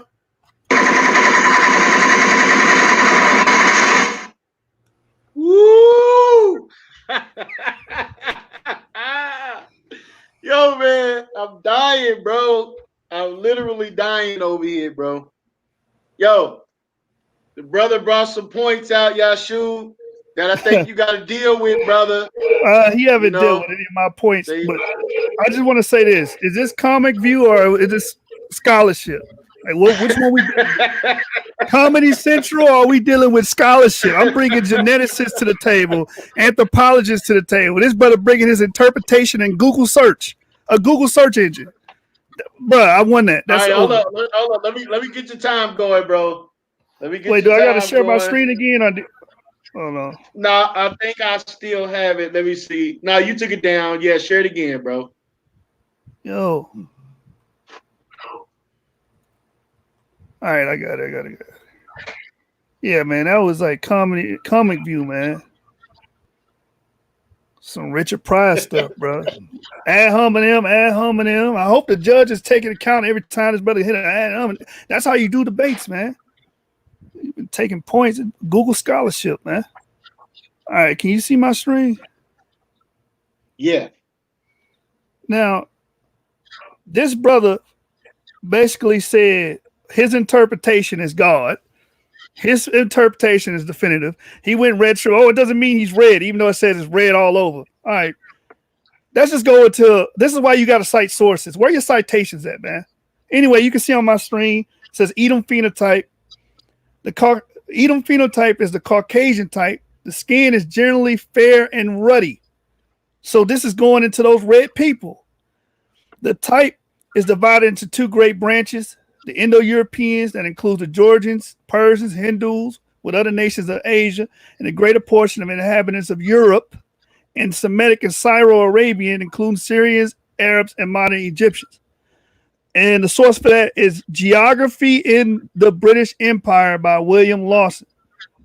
So again, Edom's phenotype, I'm citing a source that's saying that it's fair and ruddy meaning blood or red, right? So let's deal with the ruddy division of man. Because again, Edom, red, ruddy, same thing, right? It says the ruddy or white races. So again, those are interchangeable. So when you ask me, does he look like the red egg or the white egg? That's the bifurcation fallacy, otherwise known as black and white fallacy, where you present two options as if those are the only two options. You can be red and white, and that's how they describe these people. It says the ruddy or white races. We shall see, first of all, the great Aryan family parting from its central locality in Western Asia into its Eastern or Asiatic and Western or European stem. Now we're dealing with the people of Europe. I've already showed you through Greece, through Rome, that those people were Timonites, and they connected them, according to the biblical source, Agag is a Macedonian. I actually was citing sources and actually schooling dude the last round. And again, I did not make up that Neanderthal document. You can look that Neanderthal document up, and Neanderthals were dark skinned and had nothing to do with pale skin in Europe. You still lost that. You didn't refute that. You didn't debunk that. I'm showing you that who these red and white people are, and according to the Bible, you have a ruddy race, and the ruddy race is Edomites. You can get on here and read Bible verses all day and give interpolations all day. That's not scholarship. This is scholarship. It says, since it concludes essentially all the peoples of Europe. So all the people of Europe were considered to be ruddy, red, Edom, right? That's their phenotype. So if we're looking at a biblical model and we're looking at the biblical model and say, who are the red people today? Who are these people that will be described ruddy? The people that will be described ruddy is the modern Europeans, the people that replaced the original Europeans, which I showed through genetic and genomic data in my first round. that this brother never even touched on. He didn't even touch on the genomic data, man. He didn't touch on that at all. He came with that pseudoscience and got smashed. So again, we see Amorites, Syrians, and Hittites, and how they're depicted on the walls in Egypt to the right. The last three to the right are white people from the Middle East. Now, this brother's saying the white people were in Europe, but we got white people in the Middle East, which I purport come from Esau. And I showed you in my second round that Alexander, a white red man, or a white man with a ruddy tinge, was from Macedon, which descend from the Temanites, which are connected to the Agagites, according to the book of Esther. Again, this is methodology. This is how I'm lining this up. My biblical model and the way I present it is lining up the genomic data and the anthropology. This brother just came here to put on a comic view show for y'all. So again, y'all can see that. And that's the prisoners of Ramesses III. And that's around the 12th century BCE. AncientOrigins.net, where you can find that reference. And you can see these white people coming from the Middle East, white Asiatics. And again, Edom were a maritime people, but I also want to touch on something else. He said, "Oh, I lied about the 19th century thing." So let me go back to that, man. Let me just go back to that real quick. Now, this brother said I lied about this. Y'all can see my screen? Y'all can see where I'm getting this from? The chief Yaush is a son of Esau. And where are we getting this information from? The Egyptian story of Sinuhe. This is an actual papyri that exists and dated to 1900 BCE. That trumps a Google search, brother. That trumps a Google search. You just went to Google, when was Abraham born? That could have came up as anything. But according to archaeology and anthropology, Esau was already reigning and already existing in 1900 BCE, according to the story of Sinuhe. And he said he mentions the mountain chieftain of Kushu named Yaush. Kushu was south of Shutu in the mountainous area, later also called Seir. And we find Yaush in the book of Genesis 36 in the 5th verse. He's mentioned in a historical record. So you can't say Esau did not exist prior to 1500 BCE when we see evidence in the story of Sinuhe 1900 BCE. That's called a refutation, brother. Learn how to do scholarship, man. Now back to the presentation. So again, Edom was a migratory people. They travel with the Ionians as the Erythraeans, because Erythraean means Edom. Edom means Erythraean. Erythraean means red. I brought that out in my second round. If y'all are paying attention, I hope the judges are looking at the sources. That comes from Herodotus. It says the Ionians then came there with their ships, manned near these in the line where the Erythraeans bringing 8 ships. So the Ionians, Ionians, the initial or original people of Europe were traveling around with the Edomites. That's how they peopled the localities of Europe. So let's move on, man. So again, I'm going to use euhemerism.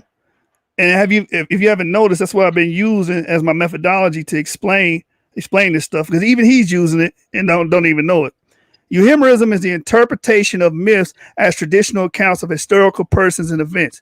So I'm employing this in scholarship to show you how these people came and replaced and peopled Europe. So let's deal with the legend of Sappho. I proved that they are maritime people. They were traveling around in ships with the Ionians, according to Herodotus, and that's how they came and peopled Europe. I brought that out the second round in this round. It says, when this Sappho, the son of Eliphaz, traveled from Africa to Kittim, the inhabitants received him with great honor and presented him with many gifts, so they became very rich. And the troops of Africa spread themselves all over the land of Kittim. And that's from the Chronicles of Jeremiah. So we see Esau infiltrating Kittim and using euhemerism. This is showing Esau going into Kittim, which will be, it could be either Italy or Captor. Most people say Italy, and inhabiting that land and admixing and taking over eventually. So here's another Midrashim source. It says in the 1st century, they were calling Germany Edom. Why wouldn't they call them Japhites? Hey, those some Japhites. You know, Germany, they full of Japhites. They wasn't calling Germany. That said the Germania of Edom, i.e. Germany, which is near the land of Edom, i.e. Rome, as if the Germans would go forth that would destroy the entire world. And that's the Megillah 6b1, the Midrashim. This is what the fake Jews were using to condemn the Hitlers. I mean, condemn Hitler and the Nazis, saying that it was fulfilling this prophecy. But the point is, this came from the 1st century AD, and they considered the people of Germany Edomites, not Japhites. And we know these are the white Caucasians, if you will, that were living in these regions that we would call the ruddy or white people, as I brought out earlier. So again, I'm dealing with ruddy because Edom means red.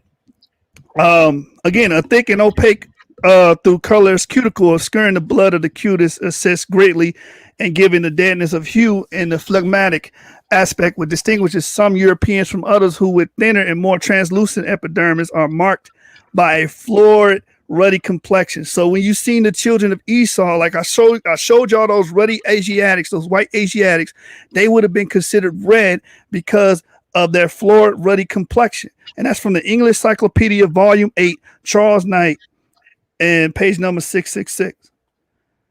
So we're dealing with more of the red. Who's described as red? Sulla Cornelius, the name of the patrician family. This family was originally called Rufinus, and the first member of it who obtained the name of Sulla was P. Cornelius Sulla.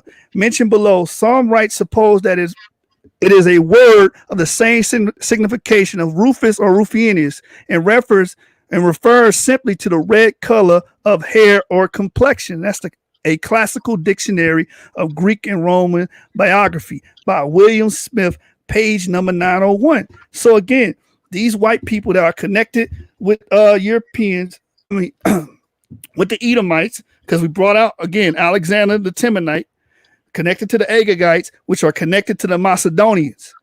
I've shown that connection.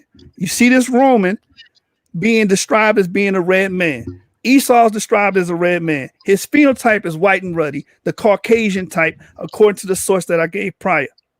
And we see these people proliferating Europe. We see them replacing the Y chromosome during the Bronze Age period, which is a wide spectrum of time. They went in, took over, and replaced these people again. Because for sure, the original people of Europe are not there anymore. The dark-skinned people are not there no more. Cheddar Man's people are not there no more. All of Europe was black at one time, and the people that were responsible came from the Near East. And I'm providing evidence that the people that came from the Near East and provided that gene comes from the Edomite stock. Another mention is the Isuvi of Normandy. Caesar mentions the Isuvi side by side with the Eliki. After assigning to various peoples of Normandy, they find the Diocese of Seas unoccupied and accordingly assign it to the Isuvi. The Isuvi, which is a metathesis of Esau, or the people of Esau, are found in Normandy. And that's from Caesar's Conquest of Gaul, T.R. Holmes, page number 424. And again, just to reiterate it, pale skin does come from the Middle East. And I'm purporting that Esau, Edom, carried that from the Middle East, that gene from the Middle East. And when he took over Europe, when he peopled Italy, when he peopled Greece, when he started, when the Macedonians spread throughout the world, the known world, during the reign of Alexander the Great, that's when we start seeing that big white boom, right? Those people carried that white boom or that white expression into those lands. Their ancestors did, right? So again, pale skin comes from the Middle East. Cheddar Man's genome reveals he was closely related to other Mesolithic individuals. Remember, we read these Mesolithic individuals, the Middle Stone Age people, were dark skinned, so-called Western hunter-gatherers who have been analyzed from Spain, Luxembourg, and Hungary. Pale skin probably arrived in Britain with a migration of people from the Middle East around 6,000 years ago. This population had pale skin and brown eyes and absorbed the populations like the ones Cheddar Man belonged to. I'm just putting a face on this population. I'm saying, according to the biblical narrative, that it's Esau. From the secular narrative, they don't put faces on it.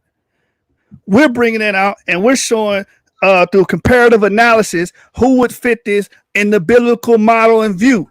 That's what the judges have to understand. Who would fit this? Who would be these people coming from the Middle East, invading Europe and absorbing the population and displacing the population? And my opponent has to answer those questions. He didn't answer anything, man. He failed terribly. And the sources, Cheddar-Man DNA shows early Britain had dark skin. BBC, February 7, 2018 is when that was published. What's my time? What's my time, Jeremiah? 2 minutes. So again, more examples of red people, connecting these people with Edomites. These people came from the Middle East and spread forth and dispersed through Europe and spread forth and had colonies in Spain, had colonies in Italy, Greece, through the Macedonians, all over, right? And that's when we see the genomic data reflecting that they took over and replaced the original people in the expression of dark skin. So examples of red people, naturally of a sanguine complexion. Sanguine means red. His visage now glows with a deeper red. Description of Roman Emperor Nero found in the works of Lucian. So these Romans, these Greeks, Alexander was explained as being ruddy, red, sanguine, having a red complexion. Esau is explained to have a red complexion. His progeny has a red complexion. So we see this phenotype. Again, I explained founder effect. The founder effect will bring those limited traits to their progeny, to their descendants. I know I'm speaking over BJM's head because he doesn't speak the scientific lingo. He doesn't deal with science. He's a Google search magician. He just goes to Google and type in stuff, and whatever comes in, that's his methodology. Whatever results, that's his methodology. We're not doing that here. And that's a history of the Romans under the Empire, Volume 6, Charles Merivale, page number 195. All right.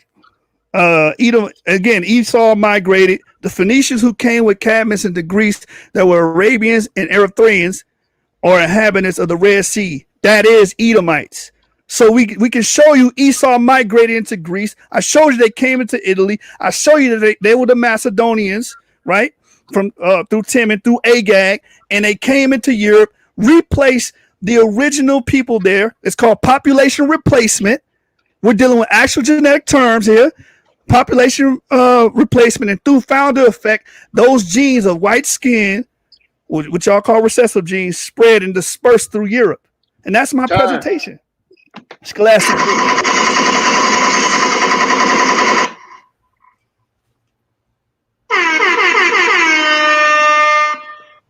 Yo.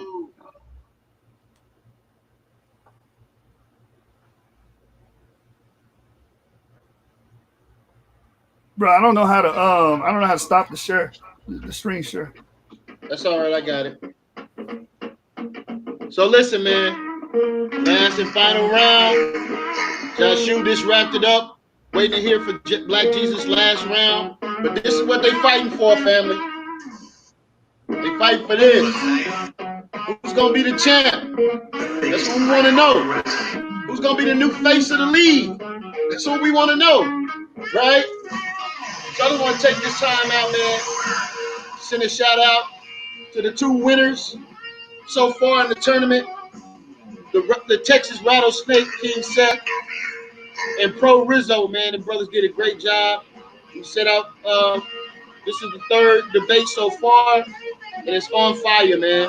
Want to send out to all of the supporters, man. Light Magazine, Bruce Street Marketplace, right? Garments of Vengeance, right? And all, FOPE, all the family, man, that support and love us, man. Maccabees TV, right? Shout out to all the family, man.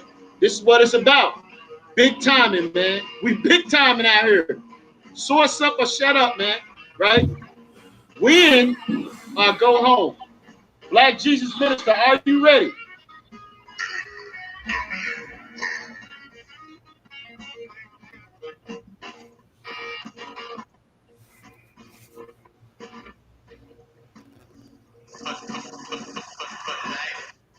Black Jesus Minister, are you ready? Yeah, I don't see him on the screen, bro. He's not here no more, man. He went back to Google, the Google search engine. Oh, man. He on Google right now. Y'all got a call. Man, what happened, bro? Man, what happened, man? Hopefully the brother be right back in, man. So we waiting on Black Jesus the Minister, Google man. guys He was got- having some. Hey, Jeremiah, the He Google was guys having got- some. The Google Yo, guys he came was down having- and revoked his license. You can't use Google no more, Negro. The brother was having some technical issues, man. You know, hopefully the brother can get back on. You know what I'm saying? All right, man. So let me make some announcements about some of the few of the debates that's coming up.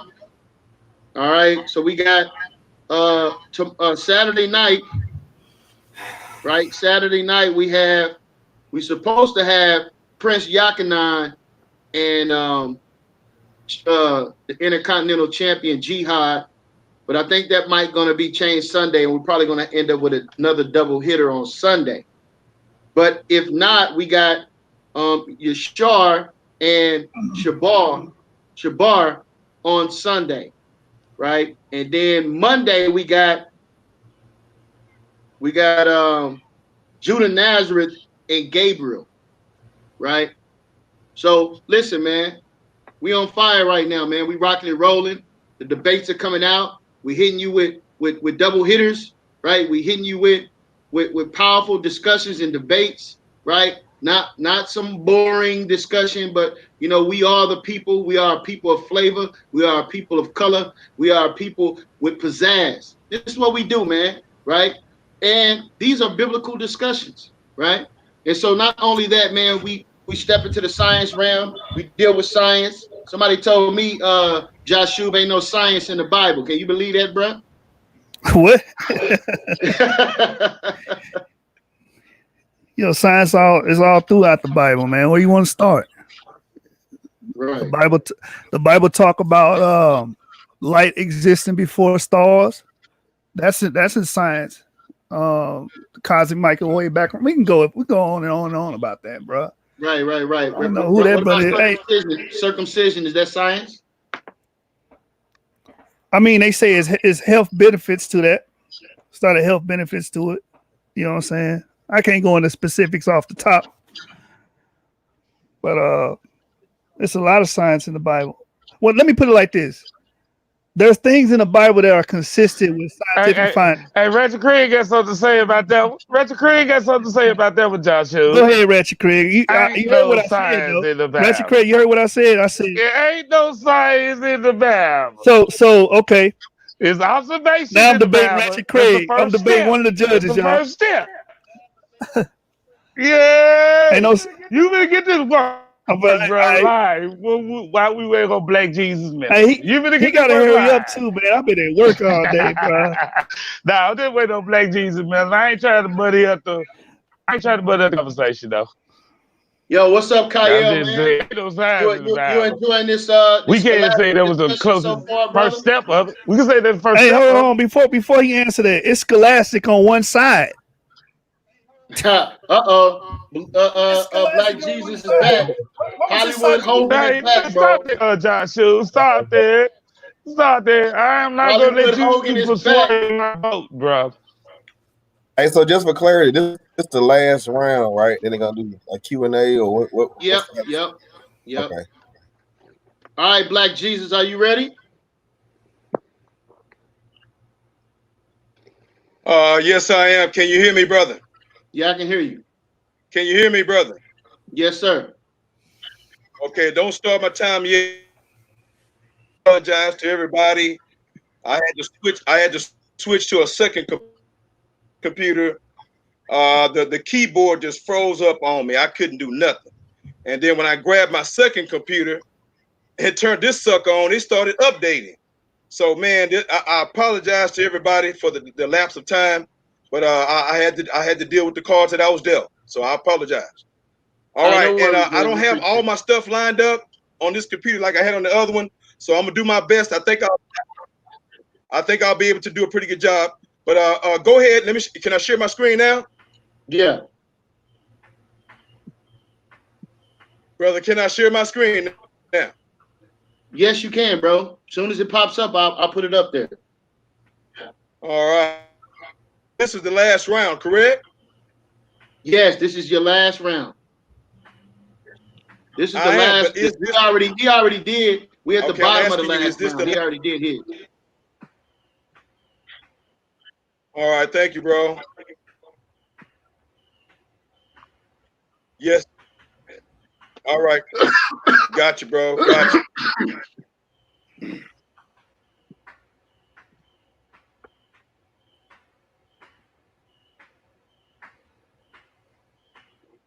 All right.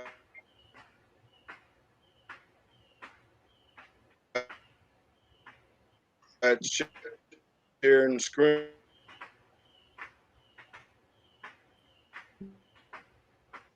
Ready.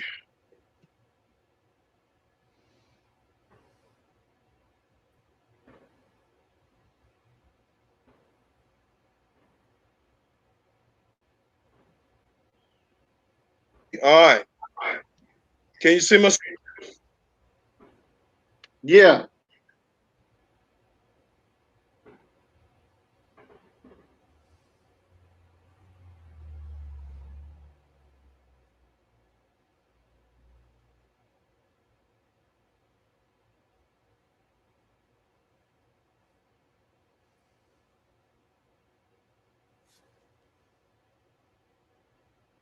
Yo, is it froze?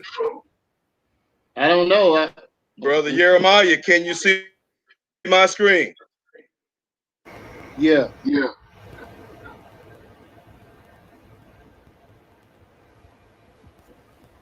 I don't know why it's not pulling up, bro.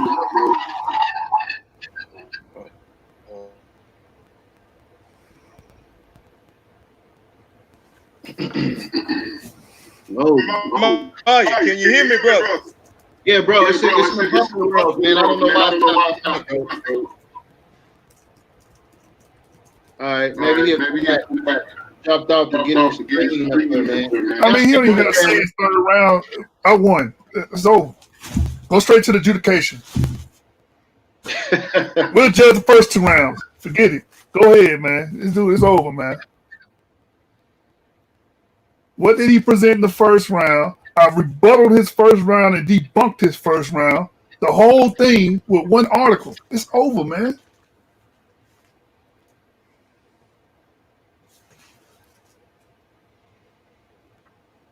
His second round was comical.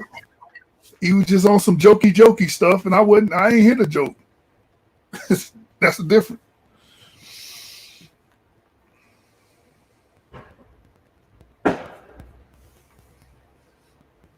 I mean, we can't have no dead air, man. What y'all think, man? What y'all think of the debate, man? Is it exciting? It put you to sleep? Or what's going on, man? Y'all laugh at Black Jesus minister jokes? Can y'all see? Can y'all hear me now? Brother Jeremiah, can you hear me, sir? Jasub, can you hear me? I can hear you. Yeah, we can hear you, bro. Okay, I don't know what happened again. I was sharing the screen and it froze up. Okay, so Jasub, somebody need to close their mic real quick. I'm hearing feedback. Sharing my screen again. I hope it don't freeze up. Can you hear me? I can hear you. I can hear you. Yeah, I see it, Black Jesus. It just came up. All right, Brother Jeremiah, can you see my screen? Yeah, it just came up, bro. Again, everybody, I apologize. Yeah, okay. I do apologize again. All this is beyond my control. Okay, brother. Let me know when my time start, bro. Jasub, I got 2 questions for you real quick, bro. Thank you. Brother Jasub, can you hear me, sir? You can be heard. Brother Jasub. You can be heard. Can you hear me, Jasub?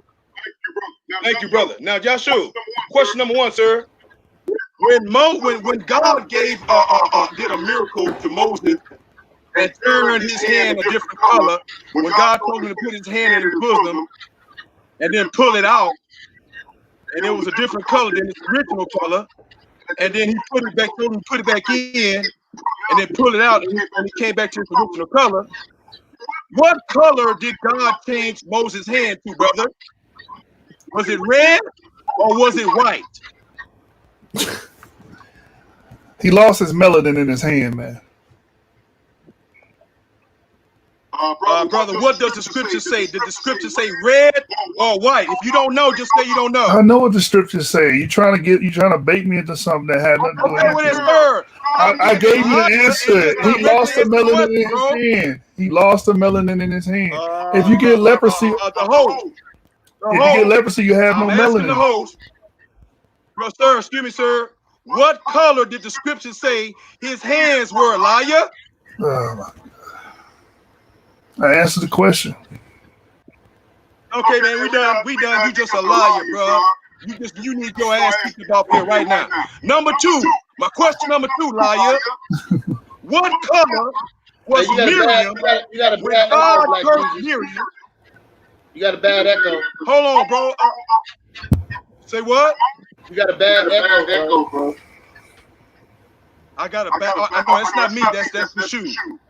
He can turn it off until I ask my question, Jasub. Turn off your mic, bro. Thank you.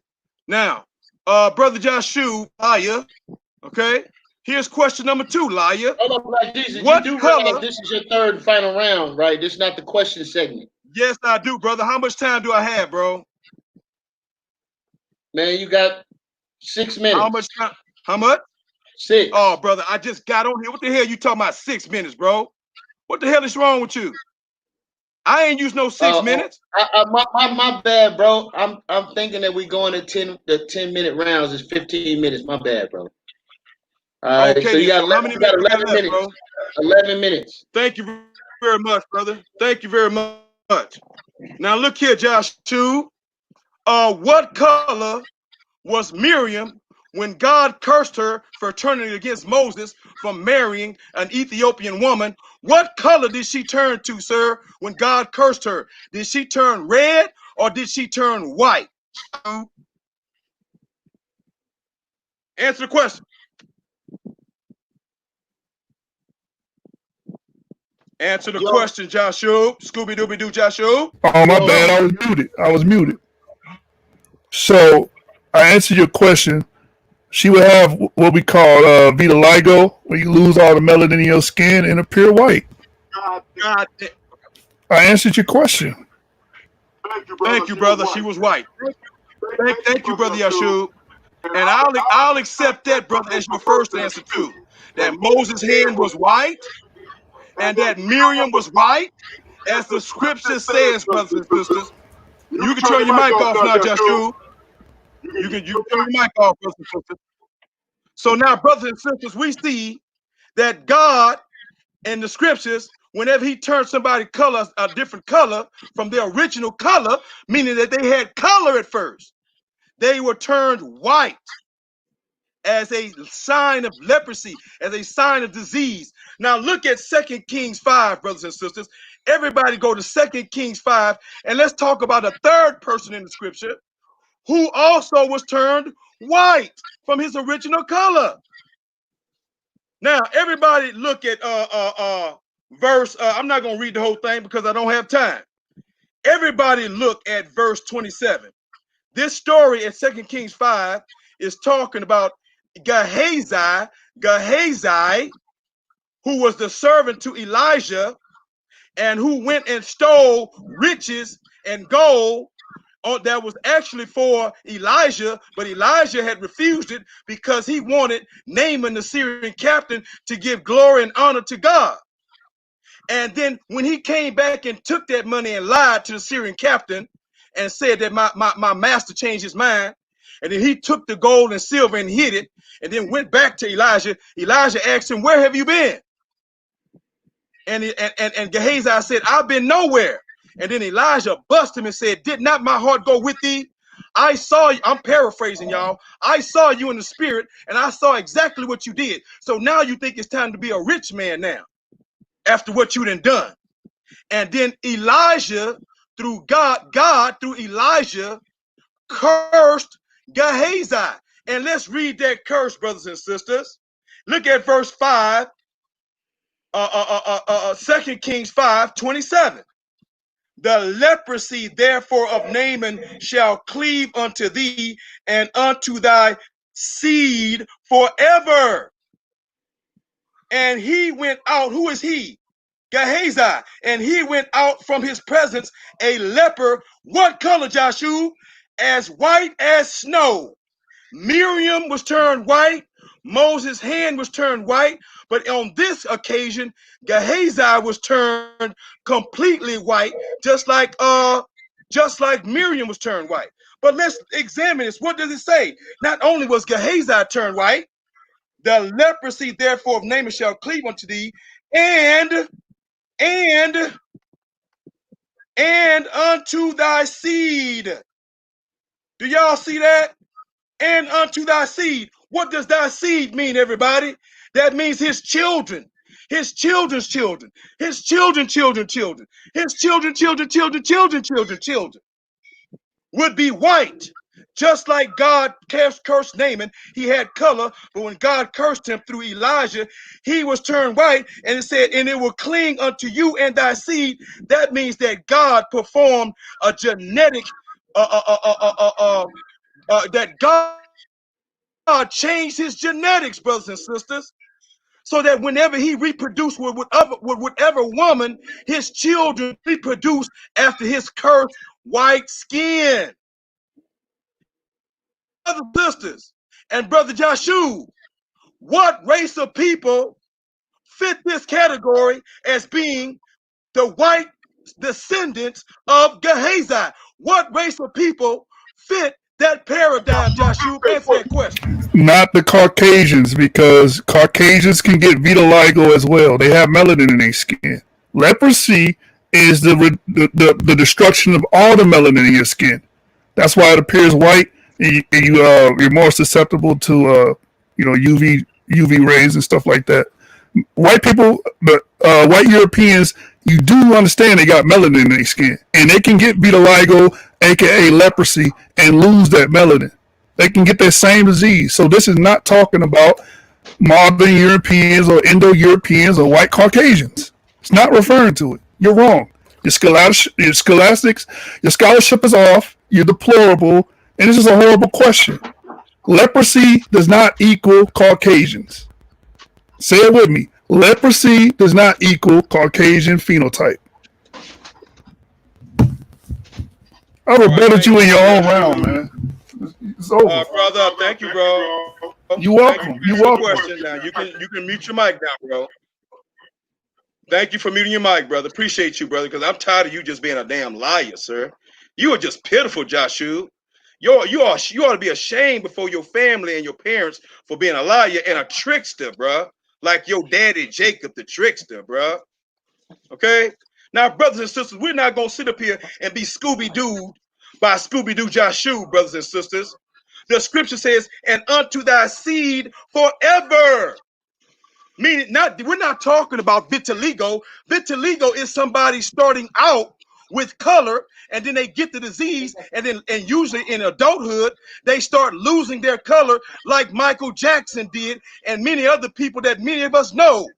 You start off with color, and then you get the disease, and you lose your color. But this curse right here at Genesis, at 2 Kings 5:27, the leprosy therefore of Naaman shall cleave unto thee, Naaman, and unto thy seed. His seed is talking about his sperm. We're talking about people who aren't even born yet, who are white according to their genetics, just like their daddy. They're white in the genes as sperm, and then when the sperm expresses itself and he marries with a woman and produces children, those children come out the womb white, Jasub. That's what this means, sir. You're not coming out with no color. This means his children. And I challenge you and anybody else to find a scripture that says that Esau was white. This is the only scripture of a man and his children being described as white. The only thing that you can come up with is this Negro nut nonsense, calling red and saying red and white is the same color. You are mentally ill, sir, or you are either colorblind, sir. Okay?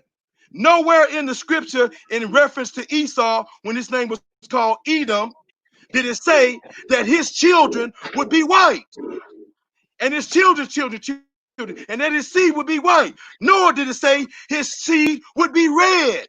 But that's what all of you ignorant Israelite brothers and sisters have made up because your dumb, lying, convict-ass teachers have taught you this dumbassedness. And you think it's the gospel. All right? Black Jesus Minister is here to save y'all from dumbassedness, brothers and sisters. Now, Brother Jasub, you cannot trump this, brother. You have no credibility. You have told 5, 6, or 7 lies, and you're sitting up here refusing to obey the scripture right here that the Gehazi is the blonde-haired, white, blue-eyed man, brother, because it said he and his seed shall be white, just like him as snow. His seed is talking about his sperm, even before the child is born. Not no vitiligo when somebody is born with color. Not no albinism. Not albinism, because even an albino can have a child with color, Brother Jasub. But I'm sure you would tell a big fat lie and say that albinos can't have children with color because you're a liar, sir. But in this case, when God curses, brother, God curses completely. God curses ain't no punk. If God told Naaman that his children and his seed was going to be white, all of them were white, sir. You believe in a punk God, and I don't. I believe in an almighty God, and when he says something, it means exactly what it says, and he means exactly what it says, and you got a problem with that because you are a liar, Jasub. Okay?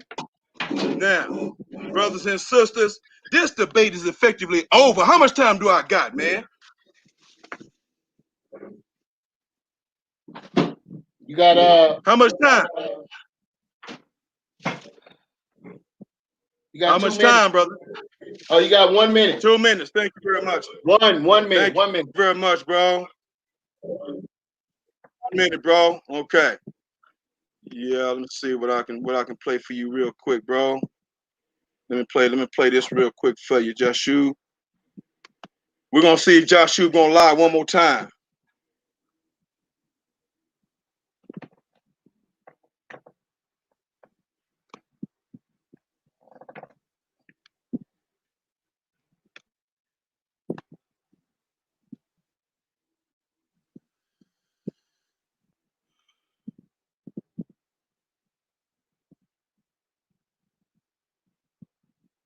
All right, if my time run out because it's not working right, this computer's so slow, that's why I never did want to use it in the first place. Let me know when my time is up, bro. We'll just keep it moving. Got 20 seconds. This is a 20-second video, 27 seconds. If it'll play. All right, it don't look like it's gonna play. Oh, there you go.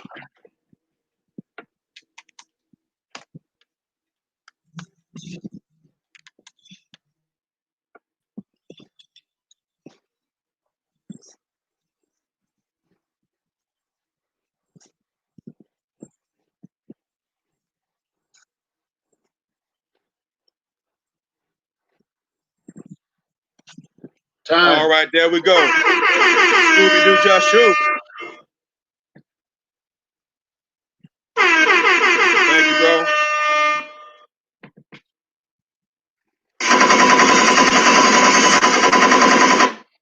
Yeah.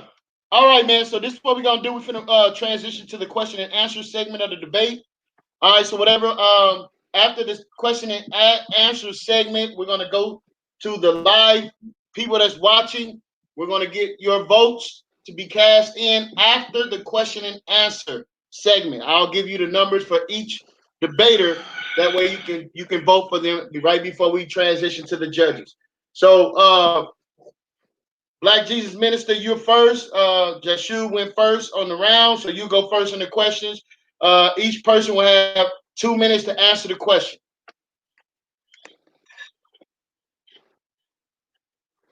All right, that's fine. Can y'all hear me?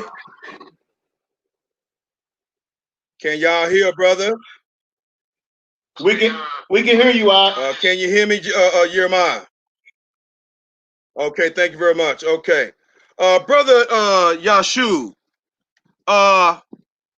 in the descriptions of Esau, when it said the red hair, even if you believe that it meant is his red skin, did the scriptures say that his skin or his hair was red, or did it say his skin or his hair was white?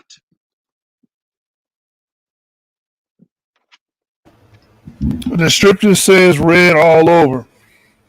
And he was named Thank you, Edom, sir. and it became a nomen omen for his progeny. Thank you, brother. And they carried Now, that name, became Erythraeans. Erythraeans dispersed through Europe. Anyway, okay, go ahead. okay, brother. Thank you, brother. Thank you, bro. Okay. Now, question number two. No, do I ask all my questions, or do we go back and forth? How We're do we gonna do? go back. We're gonna go back to Jasub, and we'll get back with All you. right, Okay, let's so go. I have a question for Black Jesus Minister. Can you provide a up-to-date scientific article that states that the Neanderthals are the reason for the pale skin in the Europeans? Brother Jasub, I just showed you and everybody that you can Google Neanderthal DNA in modern humans, and you will see No. Sir, you're Show quiet, me bro. the white skin and the pale skin. Bro, please shut up with your popcorn At home. presentation, At bro. home. Bro, you At home. interrupting me, bro. I'm not talking about your little popcorn, Pop-Tart, This brother ain't answer my question. PowerPoint presentation, where you can sit up there and take a copy and paste whatever hell you want on that paper, bro. I'm talking about with everybody who knows anything. So your knows claim what is I'm talking about. baseless. Your claim Sir, is I got you. baseless then. Oh, It's not based off a citation. Jeremiah, tell this man to shut the hell up when I'm answering. I got 2 minutes. Tell him to shut Your up. claim is baseless. All right, come on, man. Jeremiah, let me hold on. He gonna No, you confuse the already audience. asked the question. Hold on, moderator. Let me Brother, shut your ass Everybody up, wait, bro. man. Wait. Jasub, you can respond. let me ask him the question again because No, the you brother asked and I don't responded. Now understand. shut up. Can you show me an up-to-date Sir, scientific I didn't article? respond to your question. Hey, You Jeremiah, need to shut up, bro. No, I want the All right, audience to hear the actual question so they can show how ignorant you are on the subject. He's gonna rephrase the question, Black Jesus, and No, then you I can already heard the question and I'm answering. Brother, we're He's gonna not run gonna this. We're rephrase gonna run nothing. this way, bro. No, Brother, don't brother, make me excuse me, mute you, bro. brother. Don't make me mute you, brother. Bro. You can do what you want to, bro. All right. So go ahead and rephrase your question, Jasub. For the audience, so they can hear it and understand what's being said, I'm asking this brother, can he provide a scientific source, up-to-date scientific source that states that Neanderthals gave the trait light skin or white skin to the modern-day Europeans? All right, thank you, sir. Black Jesus, go ahead.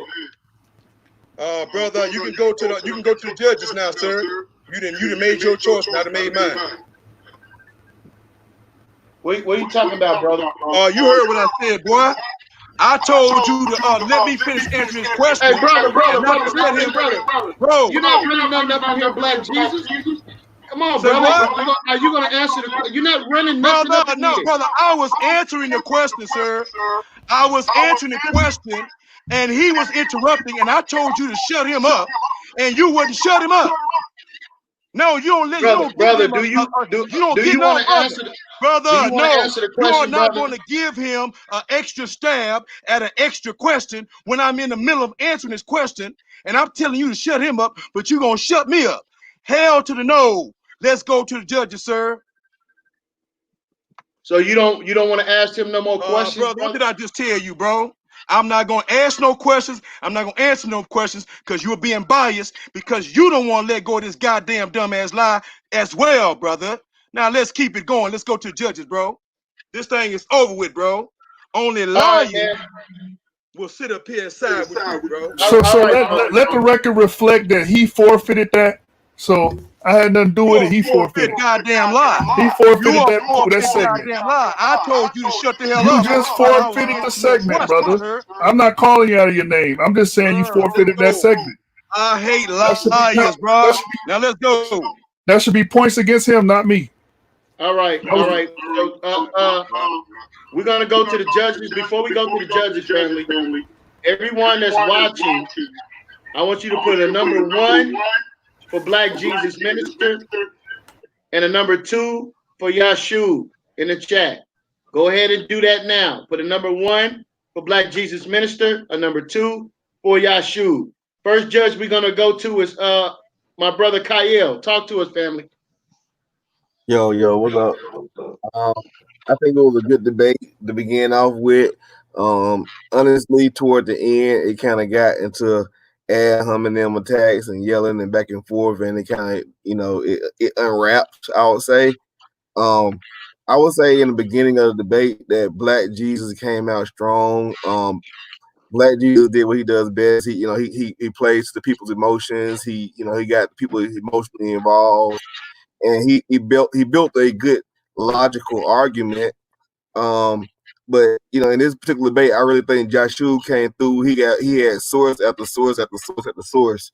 And I mean, he had a lot of things that was deeper level research, and I respect that, about Jasub just in general. What I'm saying, he goes a little bit the extra mile. I do want to critique two of the sources that he brought out, though. One of the sources I wouldn't have personally used. The one when you source from the Nazi Jews, because that's basically that was, it had a purpose behind that, you know what I'm saying, for the reason why they wrote it. But otherwise it was great. And my last concern was the 6,000 year thing, because I know this is the debate is Esau the white man, but then that 6,000 years shows that it was white men prior to Esau, so it's kind of iffy for me. As far as you proving your purpose, I think they kind of took you away from doing that. And I don't think Black Jesus proved his purpose, but based on this information, I'll give it to Jasub. He gets the win for me. All right, thank you, brother. Thank you, brother. All right, so we're gonna go to the next judge. We're gonna go to the next judge. 1 vote for Jasub. All right, so our sister Karima, talk to us, family. Well, they both did a good job. I like the information that both of them was bringing out. Just that Yashua was bringing out more sources. I like that, and he kept it clean and he kept it to the topic. Black minister kept, going off with the attacks with the talking stuff like he normally do, and he didn't come with too many sources. I like the fact that he did bring out the Bible, because Esau was originally spoken of in the Bible. But other than that, he didn't do a good job of bringing out the sources. He did go to the internet with Google searches, and that's not good enough for me. But yeah, y'all sure? He got my vote. Con.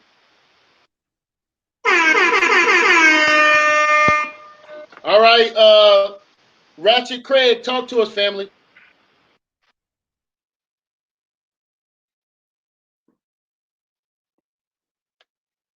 Ratchet Craig, are you on mute, brother?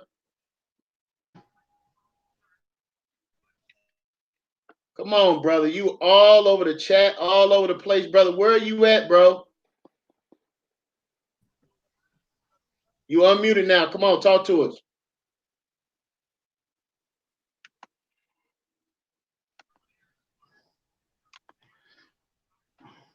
Hey, yeah, but I'm back in here. Yeah, I'm having a problem with that movie. But check this out though. First off, Bully went first, right? Since he went first, he established his methodology. I think he would try to cater to me a little bit. He don't understand methodology, right? That means that you establish the facts. But before I say that is if it was a shit talking contest, I'm gonna beat up on both of them, right? If it was about genetics, I'm gonna beat up on Jasub still, right? I gotta establish that. But as far as the information he established up front though, the methodology that he was using, right? And Black Jesus tried to go down that rabbit hole like he understood that. And that Neanderthal bothered me. He never answered that question because Neanderthal was a melanated people, right? There's no paired mutation in them Neanderthal. We went to Google to try to prove his point. It only happened in our species of human. And like the Aboriginal Australians, they are melanated people and they got a higher dosage of Neanderthal to them than the white people. That's why I must establish up front. And I didn't understand that Esau was a nation at some time. He was the white man, or he was a person, or what. And when it came to like the ad hominem attack, I understand it's a strategy. You start off with that, right? It also become a weakness because you rely on it too much. And the race concept is pseudoscience, though. It is pseudoscience. We gotta just say it. Right. I'm going with Jasub, and I'm talking about it was kind of a bloodbath, believe it or not. But that's just me. That's how I feel. It was kind of a bloodbath. And I what I would use. Hey, can I say something, man?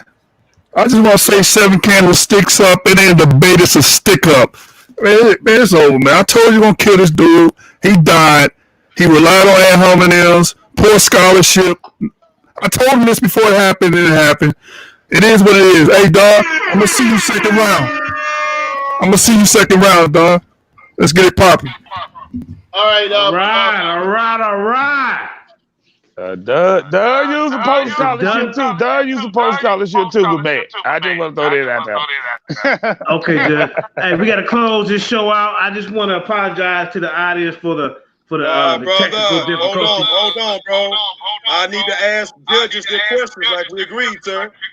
I love. Okay, I need to ask all right. questions. Hey, hold up. Since Black Jesus did lose, and he want to ask each judge why you voted against. Y'all got 2 minutes to answer. Then we gonna close it out, Black Jesus. We can't turn it to ringing brother and baby sir. Question. I have no problem. All right, go ahead, man. Let's keep it respectful. Go ahead, brother. Then we gotta close it out. It's going on 2.5 hours. Go ahead, brother. Who you want to ask first, Black Jesus? Let me share my screen real quick. Yeah, Mr. Creed first. Let me share my Mr. Creed screen first. real quick. I am about to share my screen.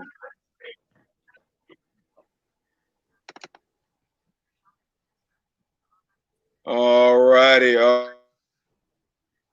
Okay. Sharing my screen.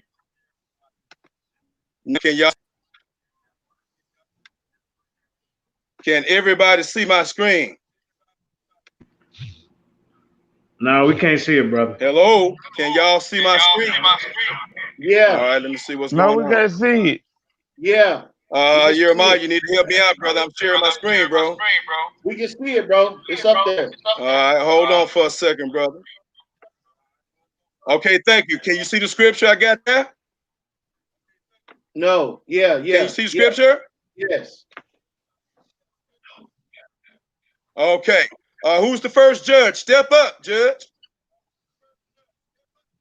I step up. First Mr. one? Creed step up. Go ahead. All right, brother. What's your name, brother? Ratchet Creed. Royal Ratchet Creed for this debate. Royal. It's Royal with this. All right, thank you, brother. Go ahead and mute your mic, bro. We got feedback. Now, brother Ratchet Creed, brother Ratchet. Now, brother Ratchet. Now, are white people white? Somebody need to mute their mic. I'm getting feedback. Brother Ratchet, are white people white or are white people red?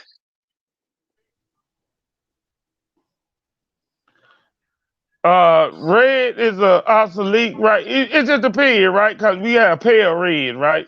And some people will consider it white. It just depends. That's a very you know what I'm saying? There's not no cut on that, right?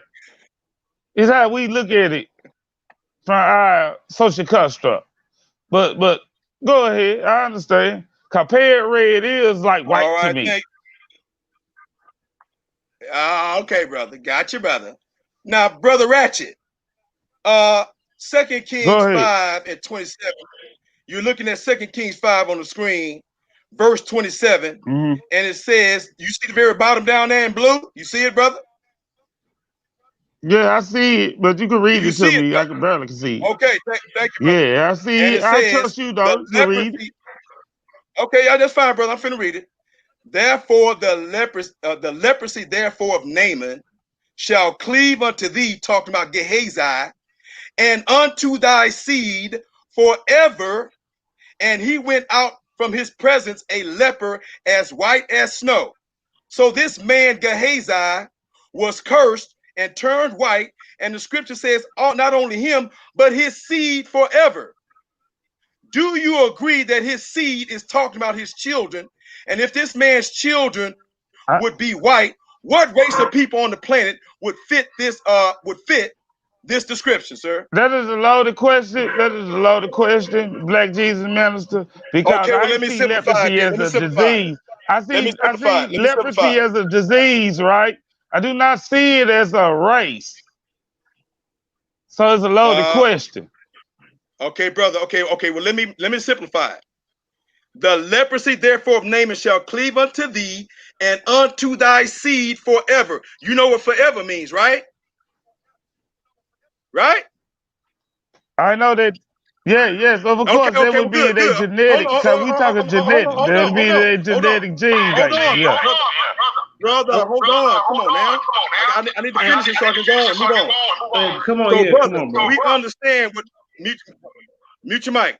So we understand what the word forever means. That means forever, brother. From that time till now, this man produced progeny and children who are as white as him. So my question, sir, whether you are a Bible believer or not, but if you're a Bible believer and Jasub is a Bible believer, okay, if the Bible is true, what race of people on the planet are this color, sir, that are the descendants of this man? Jasub basically said in his thing No, that I'm asking when it you. cut to Black Jesus, let the brother answer, Black leprosy, Jesus. he basically showed you that leprosy and white and white skin is white people, right, are different two type of things. I don't know what you don't get with it. Like they have the gene, right? If you want to say they have the gene, okay, they got the gene. That don't mean they got to Thank you, brother. express Thank you, itself Judge. though. Thank you, It's Brother done Ratchet. though. Appreciate you, brother. It's done though. It's done. If that Okay, make you Brother feel Ratchet. good, it's done though. Brother Ratchet, thank you, bro. And this is my last question because I was allowed to ask three. My last question. In the scripture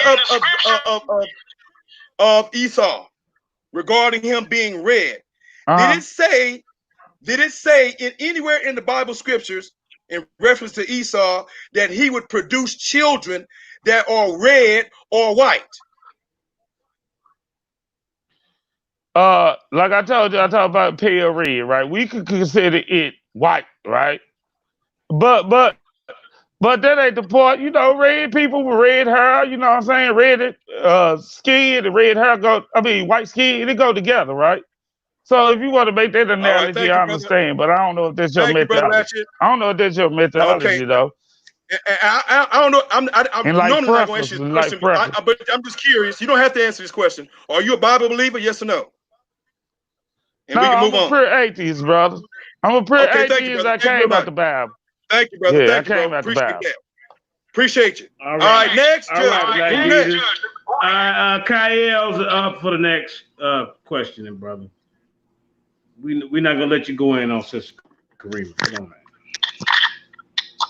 Brother Kyle, let's go. Is he still on here? Kyle? Ready? I think I might have to jump off and bring him back, and he can come back on. But he got up out of here. Well, let's go to Sister Karima. Come on. Come on, Bible now, man. believer. All right, you get. Let's give go, her. Karima. No. Both of them are off, bro. Brother. No. They left, Judge man. needs to give a reason and rationale for her decision. Brother, We already agreed that I need to ask 3 questions of the judges, brother. Yeah. But Black Jesus, during that, hey, during her decision, they told why they voted for that, for Jasub. That was it. That was a decision. They gave you a decision why. No, they did not. They are going to answer my questions, bro. They should have never called this judgment. We already agreed that I asked questions at the end of the debate, sir. All right, well, they left, family. They gone. You got one judge to answer some questions. Hey, here go Kyle. Kyle's back, but Karima's gone. Where's Karima? All right. So listen, is there room for him, Jeremiah? Yeah, well, call Karima and tell her to get back on here. Hey, everybody, hold up. You gotta mute your mic. You got a bad echo, bro. Okay, all right. We got Kyle on, bro. We got Kyle, but Karima's gone, bro. You can ask Kyle. All right, Kyle, what's going on, brother?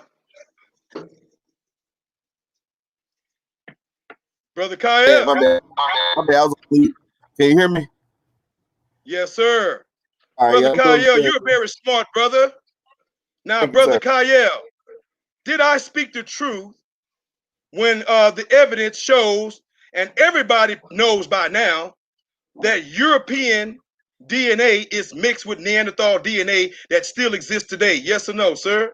Or whatever you want to say on that. Correct. I'm sorry, repeat that again, brother. I said correct. I agree with you. Thank you very much, brother. My second question, brother Kyle, do you know the difference between the color red and white? Yes, sir, I do. Okay, and this is a a compound question. So, if you know the difference between red and white, what color are white people? Are they white or are they red? Well, I mean, white people is a family of different colors and shades. So, I mean, you have some that lack a lot of melanin. So you have some that are pasty white, some are peach. You know what I'm saying? And their skin flushes and turn red. The same way you have light skinned black people, their skin touches it comes ruddy. That's the word you want to have. The word is ruddy. Okay. It's when your skin flushes. Okay. So in other words, white people are red, or sometimes some of them are red and some of them are white. Is that what you're saying? Nah, I'm saying that when you're looking at the word ruddy, it doesn't mean red. It means a flushing. It means the blood is rolling through your skin. That's why you have the tie to it with Adawam in the Bible and blood and red. Because it means a flushing. Okay, good. I agree with you on that, brother. But again, you're saying that when their blood is flushed and they turn red, but you must agree that red is not their natural color until they become flushed or they become sunburned. Correct, bro? Correct. Thank you, brother. Now, brother, is there any other scripture besides 2 Kings 5:27 that says any other man in the Bible was cursed and turned white, and his children turned to be white forever, other than Gehazi in 2 Kings 5:27? Not that I'm aware of that anybody else is permanently cursed with it. Thank you, brother. And I'm gonna second that. No, brother, there's no other scripture of a man being cursed white and his children being white unto this day, forever. The only man that fits that description is Gehazi. My last question, sir. In the description of Gehazi, anywhere in the scriptures, did it say anything similar to the curse of Gehazi that Esau would have children who would be red or white? No, it doesn't. It's kind of puzzling how he could potentially even have that, because he would live around a bunch of black people. He would be reproducing with people of color. Thank you very much, brother. Thank you. Exactly. He's producing with people of color. And he's only one man, and the children are going to be half and half, and eventually those children will be darker than the people who are darker than him, because he's living among Hamites. And Black Jesus, you didn't bring that out in your debate, family. You didn't. Thank you, bro. I was waiting. We done, Black bro. Jesus. We done. Okay, Black bro. Jesus. Congratulations, bro. You should have brought that out in the debate. That was a good point. I was waiting for you to bring that out. I would have brought that out myself. Where's Karina? Where is Karina? She gone, man. She gone. She has something to take care of. So let's. All right. I appreciate y'all. Okay, thank you. Black Jesus. Thank before you, you brother leave, Kyle. brother, listen. Thank you, brother Kyle. Yes, sir. All right, brother. All right, Black Jesus. Next time, hey, you know your technical thing be messing up, brother. You need to get that straight.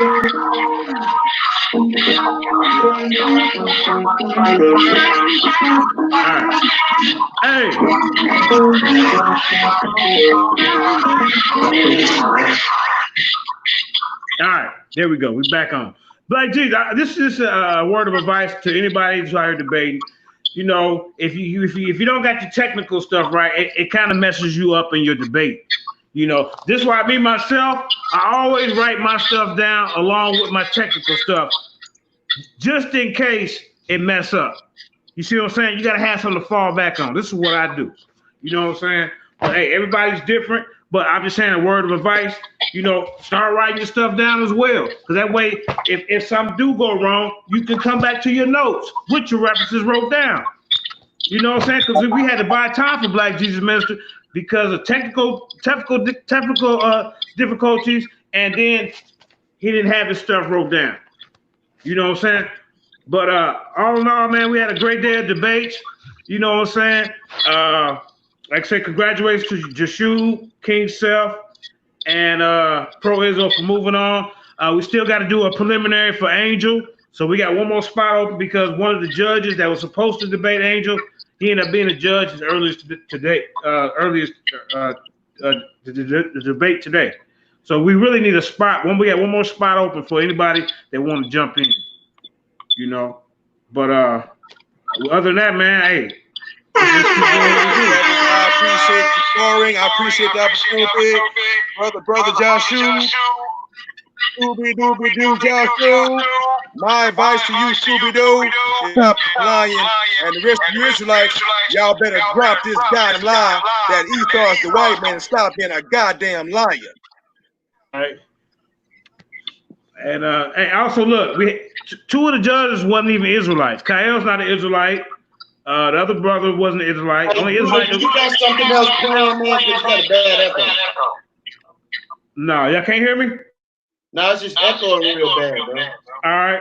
What? Oh yeah, I do got something else playing. My other phone. That's right. All right. Well, hey, yeah, I'm tripping. All right, let me turn it off. But hey, I just want to say congratulations to the winners. Also, Black Jesus, keep your head up, brother.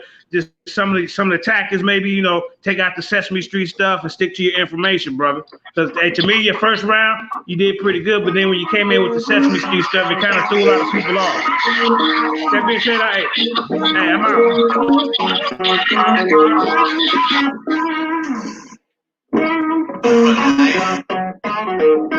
The biggest icon in